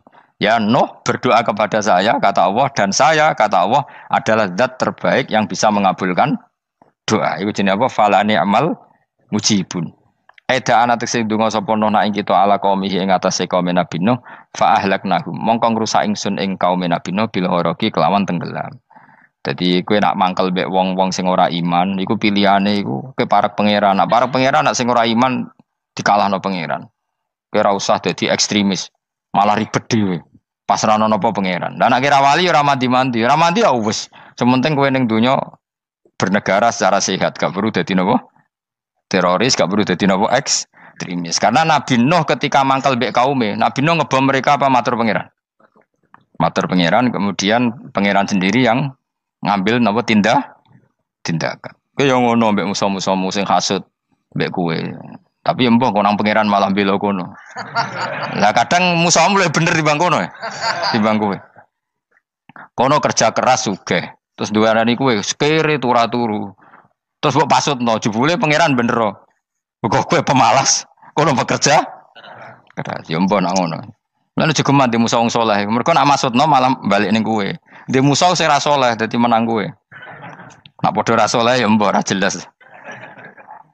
Fa ahlaknahum mongko ngrusak ingsun hum ing kaum Nabi Nuh bil ghoroqi kelawan apa tenggel.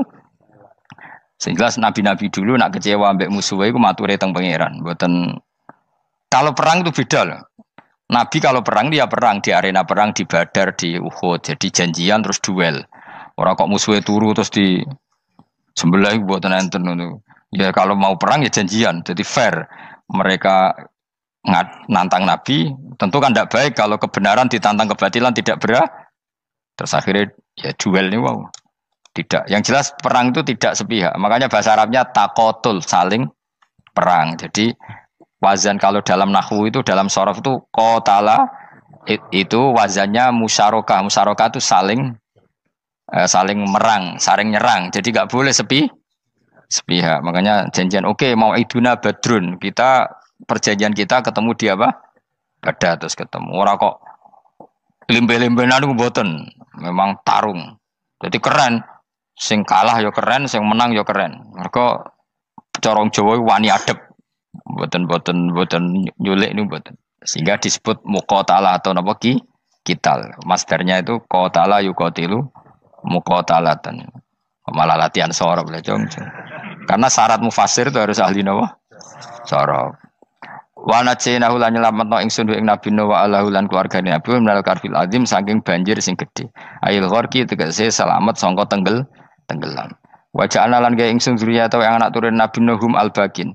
Fanasu mongko te manusa kuluhum sakabeh nasikum minasli sanging turun Nabi Nuh alaihis salam. Makanya jenengan yang syukur. Jadi turunan yang sekarang itu sudah steril. Saya ulang lagi. Kamu ini sudah turunan yang steril. Tidak ada bapak yang kafir. Yo kowe kabeh sing ngaji Jalalain. Kowe kabeh. Ini mbah-mbah kamu sudah apa? Steril. Karena manusia pertama Nabi Adam, terus Nabi Adam seterusnya itu masih ada yang kafir macam-macam. Era Nabi Nuh ini bapak kedua. sing kafir tenggelam kabeh, terus ada orang 80 semuanya mukmin. Makanya kita-kita yang sekarang itu istilahnya Allah dzurriyyataman hamalna ma'nuh. Kita ini turunan orang yang diangkat di perahunya Nabi Nuh.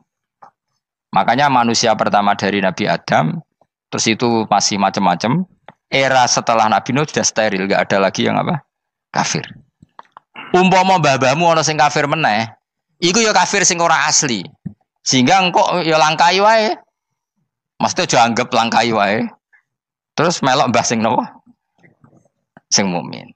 Ya jelas ya, fannasu kulluhum min naslihi alaihis salam. Jadi setelah periode banjir itu semua manusia itu sudah turunan Nabi Nuh dan pas itu sudah steril semuanya apa? Mukmin. Ya orang 80 semuanya orang apa? Nah, setelah itu ada lagi yang kafir.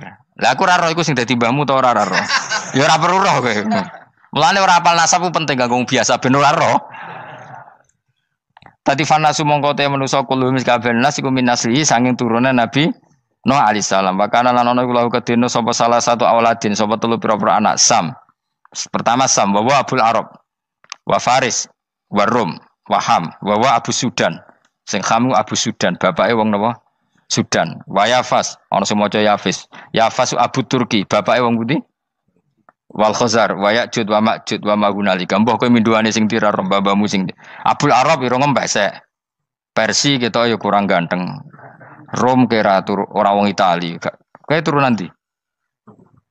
Ham iku paling Abu Sudan wong ireng-ireng. Paling iku. Wis ben ngono, ben wis. Wa tarakna alaihi fil akhirin. Wa tarakna lan nyisano ingsun apa koina tegese nyisano ingsun ali ngatasin Nuh tak sisano sanaan khalid dadi pangaleman hasanan kang apik fil akhirin ing dalem periode-periode sing akhir. Minal anbiya sing pira-pira nabi wal umami lan pira-pira umat ila yaumil kiamat itu maka maring dina kiamat. Nuh jejak-jejak kebaikannya akan saya maklumatkan kebaikannya sampai ila yaumil kiamat. Mulane ora ono barokah kados ngaji, jenengan kudu syukur ngaji. Misalnya Nabi Nuh dititahno Allah akan dipuji ila yaumil kiamat. Yang muji siapa kalau enggak kita-kita ini? Barokahnya ngaji kita tahu kehebatan Nabi Nuh, kita tahu sejarahnya Nabi. Berarti yang muji Nabi Nuh siapa? Ya kita-kita ini yang ngaji. Andai kan tidak ada yang ngaji orang tahu enggak tentang Nuh? Enggak tahu kan?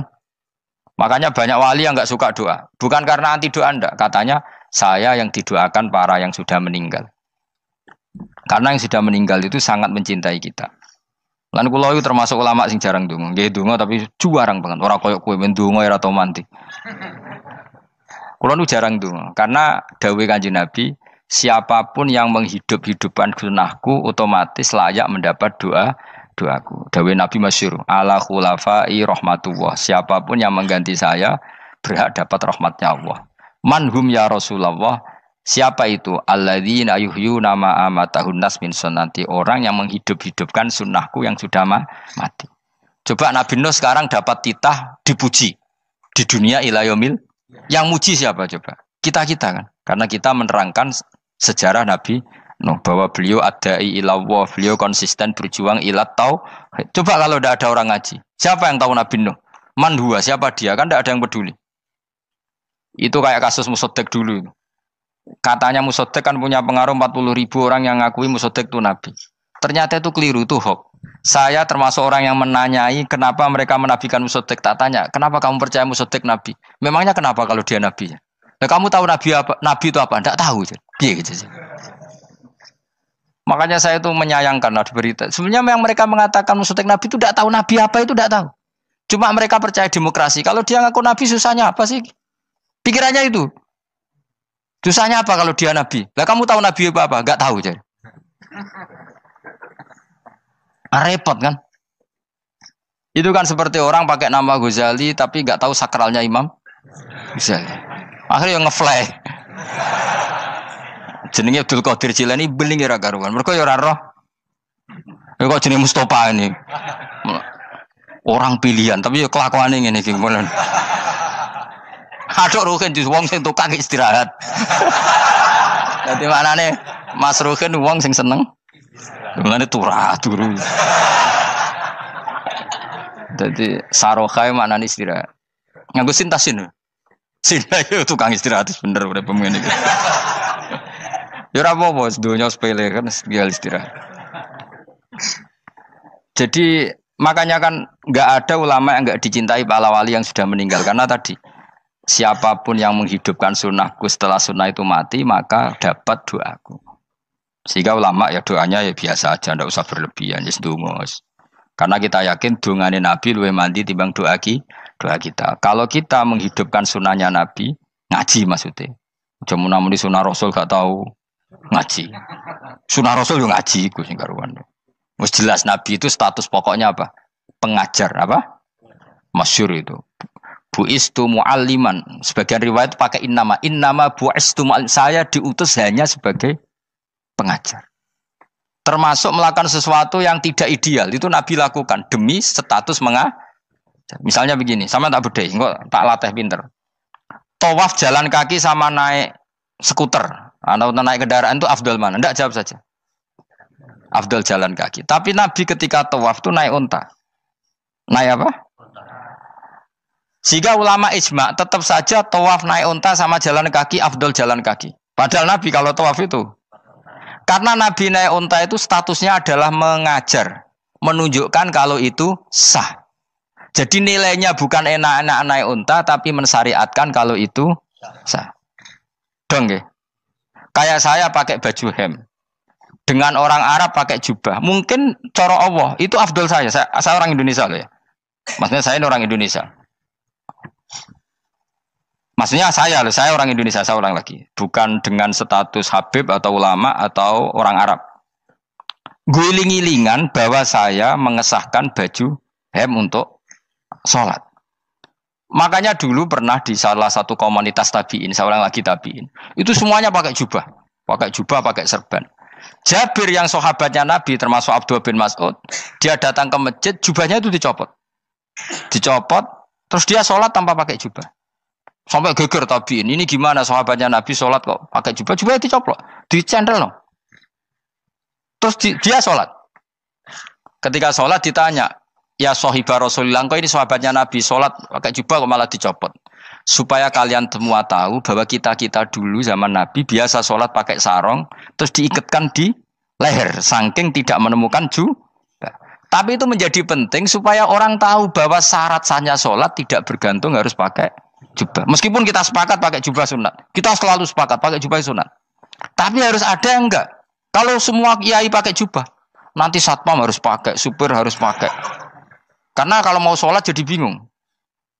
Ini barokahnya Jabir, orang tahu ternyata sholat itu yang paling pokok adalah nutupi aurat. Sama Rasulullah itu kadang tidak melakukan ibadah kelas paling afdol. Kayak tadi beliau tawaf naik unta. Tapi itu menjadi afdol karena nilainya mengajarkan bahwa itu sah. Paham ya? Terus beda. Perilaku sama pengajaran itu beda. Rasulullah itu gak mungkin sholat lupa. Tapi Nabi pernah lupa. Andai kan Nabi tidak pernah lupa, kita tidak tahu caranya kalau sholat masyhur itu. Nabi pernah sholat hanya 2 rakaat. Terus beliau akan pulang. Terus sahabat diam semua karena mereka punya adab. Terus ada orang yang agak bedui. Aku sirati sholatu amnasita ya Rasulullah. Ini sholat model qashar apa memang kau lupa? Karena sahabat mulai dulu sudah ngerti usul fikih. Kalau ini duhur 2 rakaat mulai besok berarti 2. Karena ngambil yang paling akhir. Zaman Nabi kan ada nasa mansuh. Kalau tak kemarin duhur 2 berarti duhur terkini 2. Terus Nabi balik lagi ke majelis mengkonfirmasi ahakun maqalau Dzulyaden, apa yang dikatakan Dzulyaden tadi benar. Iya ya Rasulullah, engkau tadi sholat hanya 2. Terus Nabi takbir menambahi 2 rakaat. Artinya apa? Kalau kamu lupa itu tidak harus mengulang dari awal, cukup bina meneruskan. Sehingga misalnya kita tawaf sudah 3 putaran, terus kita batal, ya kita wudu saja. Mulai awal apa teruskan terus keempat? Coba kalau Nabi gak pernah salah seperti itu, kita tidak tahu cara ngelola kesalahan. Ya misalnya kamu tawaf terus batal. Kamu wudu, nambah keempat apa mulai dari awal?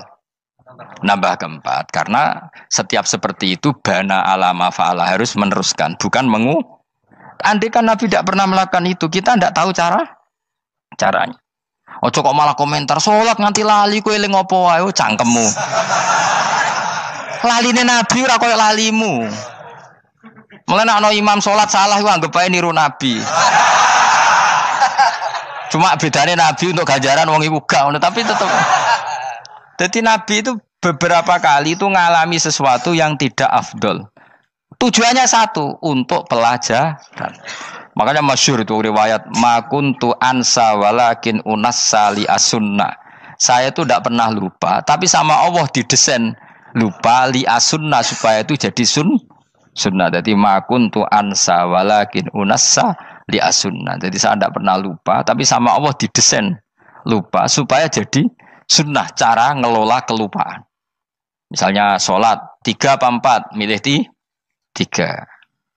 Milih al-aqal. Karena itu satu-satunya cara. Sehingga Nabi didesain pernah sholat hanya 2 rakaat, terus diingatkan sama sahabat. Terus itu jadi sunnah caranya ngelola caranya ngelola lupa. Begitu seterusnya.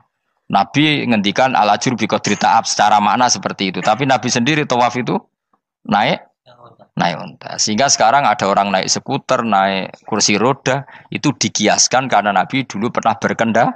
Coba kalau Nabi tidak pernah berkendara, wong sing lumpuh gak iso tawaf, wong sing sakit gak bisa tawaf karena gak ada riwayat Nabi pakai kendaraan. Tapi barokahnya Nabi pakai kendaraan, semua referensi itu gampang. Meskipun Nabi sendiri pas itu masih sehat, sangat sehat. Tapi biar jadi sunnah, kalau seperti itu tidak apa. Karena tadi Nabi itu yang penting buistu mu'alliman, saya diutus sebagai pengajar. Kadang Nabi melakukan sesuatu itu tidak ideal. Tapi tidak ideal yang akhirnya malah lebih ideal ketimbang ideal kita. Karena apa? Nilainya taklim, mengajarkan. Itu masyhur itu dalam ilmu ushul fikih. Jadi yang dilakukan Nabi jaiz, biasa-biasa saja atau boleh, itu statusnya bagi Nabi adalah fardhu ain karena liwujubit taklim, karena menjadi kewajiban mengajar. Masyhur itu jadi dalam usul fikih itu. Karena Nabi berkeharusan menjelaskan. Sehingga kamu jangan tanya, apakah yang dilakukan Nabi itu mesti kelas paling utama? Jawabannya ya, misalnya gini. Nabi itu sangat mencintai Qiyamul Lail. Sangat-sangat mencintai Qiyamul Lail. Tapi Nabi hari keempat itu sudah gak mau ikut sholat di masjid. Terus ada riwayat, kubu sebelah bilang Nabi baru sholat 2 rakaat terus enggak. Ada yang bilang 8. Macam-macam. Nah, yang jelas orang sepakat riwayat itu, hari keempat Nabi sudah gak sholat di masjid. Dan itu bagus bagi Nabi, meskipun bagi kita agak bagus. Kenapa? Andai kan Nabi sholat Qiyamul Lail selalu di masjid dan selalu 20 rakaat atau selalu 8 rakaat, pasti orang ngira itu fardhu ain. Bahwa Qiyamul Ramadan harus apa? Di masjid. Dan harus 20 rakaat atau 8. Tapi Nabi dari awal sholat itu tidak konsisten. Kadang 2 rakaat, kadang 4 rakaat, kadang 6 rakaat, kadang 9 rakaat langsung tanpa salam. Full langsung salam. Kadang 2 salam, kadang 9 rakaat full langsung salam. Akhirnya apa? Imam Syafi'i berkesimpulan yang namanya tasyahud awal itu sunat. Kamu sekarang sholat duhur, keyakinan kamu tasyahud awal sunat enggak menurut mazhab Syafi'i? Sunat kan? Karena Nabi pernah sholat malam 9 rakaat langsung tanpa tahiyat. Salam 1. Nah karena Nabi tidak konsisten juga beberapa kali meninggalkan itu, umatnya tahu kalau tarawih itu sunnah.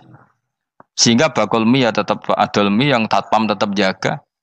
Dan orang tidak akan mencibir itu karena memang ada yang pulang tarawih, ada yang enggak, dan itu kebanyakan. Yo barokah Nabi tadi.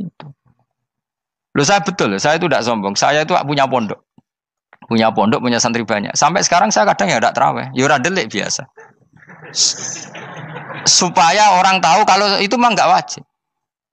Tapi berhubung saya wis nama wis kadung apik ngono ku ya ora dadi jatuhku, aman. Tapi sebenarnya hatiku yo nangis, kangen kula mbek pangeran.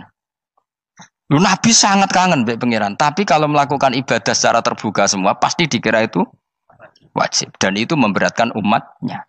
Nah, kowe ora usah ngono, kowe ora usah terus niru Nabi, kadang-kadang ra traweh niru Nabi. Kowe bolak-balik wong ora ngarah, anut kowe ora ngarah. Mulane traweh wae, nek kowe bareng traweh wae. Kok GR apa ono sing nyoroti perilakumu ora ngarah. Makanya kenangannya Sayyidah Aisyah itu kenangannya beliau itu wa in sama siapa teks hadisnya ini ada di Sahih Muslim wa in kana Rasulullah la yadaul amal wa yuhibbuhu makhafata ayufradu alaihim. Sungguh Rasulullah itu sangat mencintai amal tapi beliau terpaksa meninggal. Jadi Nabi itu sangat merindukan amal tapi terpaksa beliau meninggalkannya takut itu dianggap wajib. Misalnya Nabi siwakan. Kebayang nggak kalau kamu bangun tidur nemu bupati nggak kebayang, nemuin presiden apalagi nggak kebayang. Lalu kamu bangun tidur langsung sholat, wudhu terus sholat tanpa siwakan, kebayang nggak? Kan nggak kebayang. Jika kata Nabi, umpama saya itu tidak memikirkan umat saya, sikatan itu tak wajibkan setiap orang mau sholat. Wong kita mau ketemu presiden, menteri saja, bangun tidur mesti sikatan dulu baru ketemu. Masa ketemu Allah tidak sikatan? Artinya Nabi itu nggak kebayang, nggak pakai siwak tuh nggak kebayang, karena mau sowan pangeran. Padahal lisannya Nabi sudah thayyib, sudah wangi. Tapi Nabi terpaksa kadang-kadang meninggalkan siwakan itu karena takut nanti dikira wajib. Kayak apa Nabi? Artinya Nabi pas siwakan ya baik karena menunjukkan itu sunnah, pas tidak juga baik karena ini menjadi pelajaran kalau itu tidak wajib. Lah anak kowe pas ra siwakan mergo dablek ngono lho. Mulane kowe ojo kan kayak jajal ya kangkang sing biasa rokokan, bariku ana komat langsung salat tas siwakan. Sing biasa ngaji sore iku lho ora usah contoh ado-ado. Gak kelakuanem lho. Iku perkara niru Nabi ta perkara rasa-rasane jawab. Jadi Nabi itu beda. Perilaku apa saja itu jadi teladan, akhirnya jadi referensi. Begitu juga Nabi yang mensunatkan sunat safar, sunat kudum. Tapi Nabi beberapa kali ada sholat. Ada sahabat yang selalu sholat safar. Kalau pergi sholat, kalau datang sholat. Sampai Nabi ya disalahno. Agama orang ngene iku, Cung. Ojo nemen-nemen. Wala yusyadza hadatina ahadun ila ghalabu. Sing tenanan nyekeli agama, iku kok mesti kalah. Nak kalah terus bosen. Utawa tukang nyalahno wong liya. Coba kamu kalau gak pernah tahajud, roh wong turu terus Bu Arani Zaid turu, Ruhin turu. Jajal kita tahajud rong minggu. Oh kebo turu. Lha tahajud rong minggu ngebok-ngebokno wong kan itu. Mulane solehmu bahaya. Mulane aku seneng soleh pas-pasan ini seneng. Sekali over city mesti cangkemmu elek. Aku yakin lho. Wis rai-rai ini ketara, aku sapal. Jajal kowe sing ngaji aku kon tahajud seminggu roh wong turu. Ngorok pisan. Oh ning donya pisan turu kebo. Padahal lagi rong. Kayak apa kalau kita tahajud setahun? Mulane orang ngekeki rezeki kita tahajud wis diangen-angen iku kira-kira oh bahaya aja iki nak tahajud. Tapi aku tetap sunat tahajud, tapi kelakuannya belum dijogo. Maksudnya ya tahajud tanpa ngritik orang. Nak kowe kuat ngono ya monggo.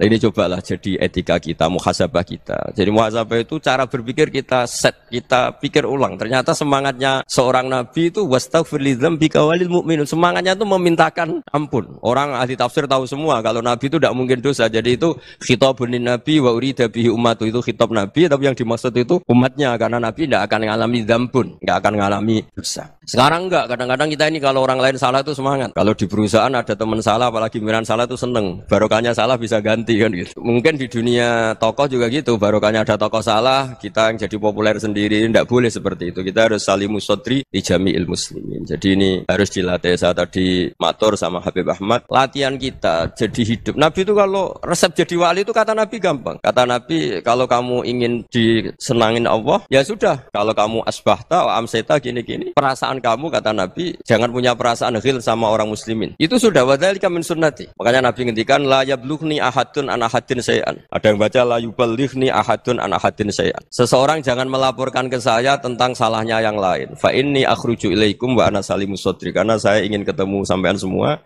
dalam keadaan salimus sadri, tidak punya perasaan apa-apa.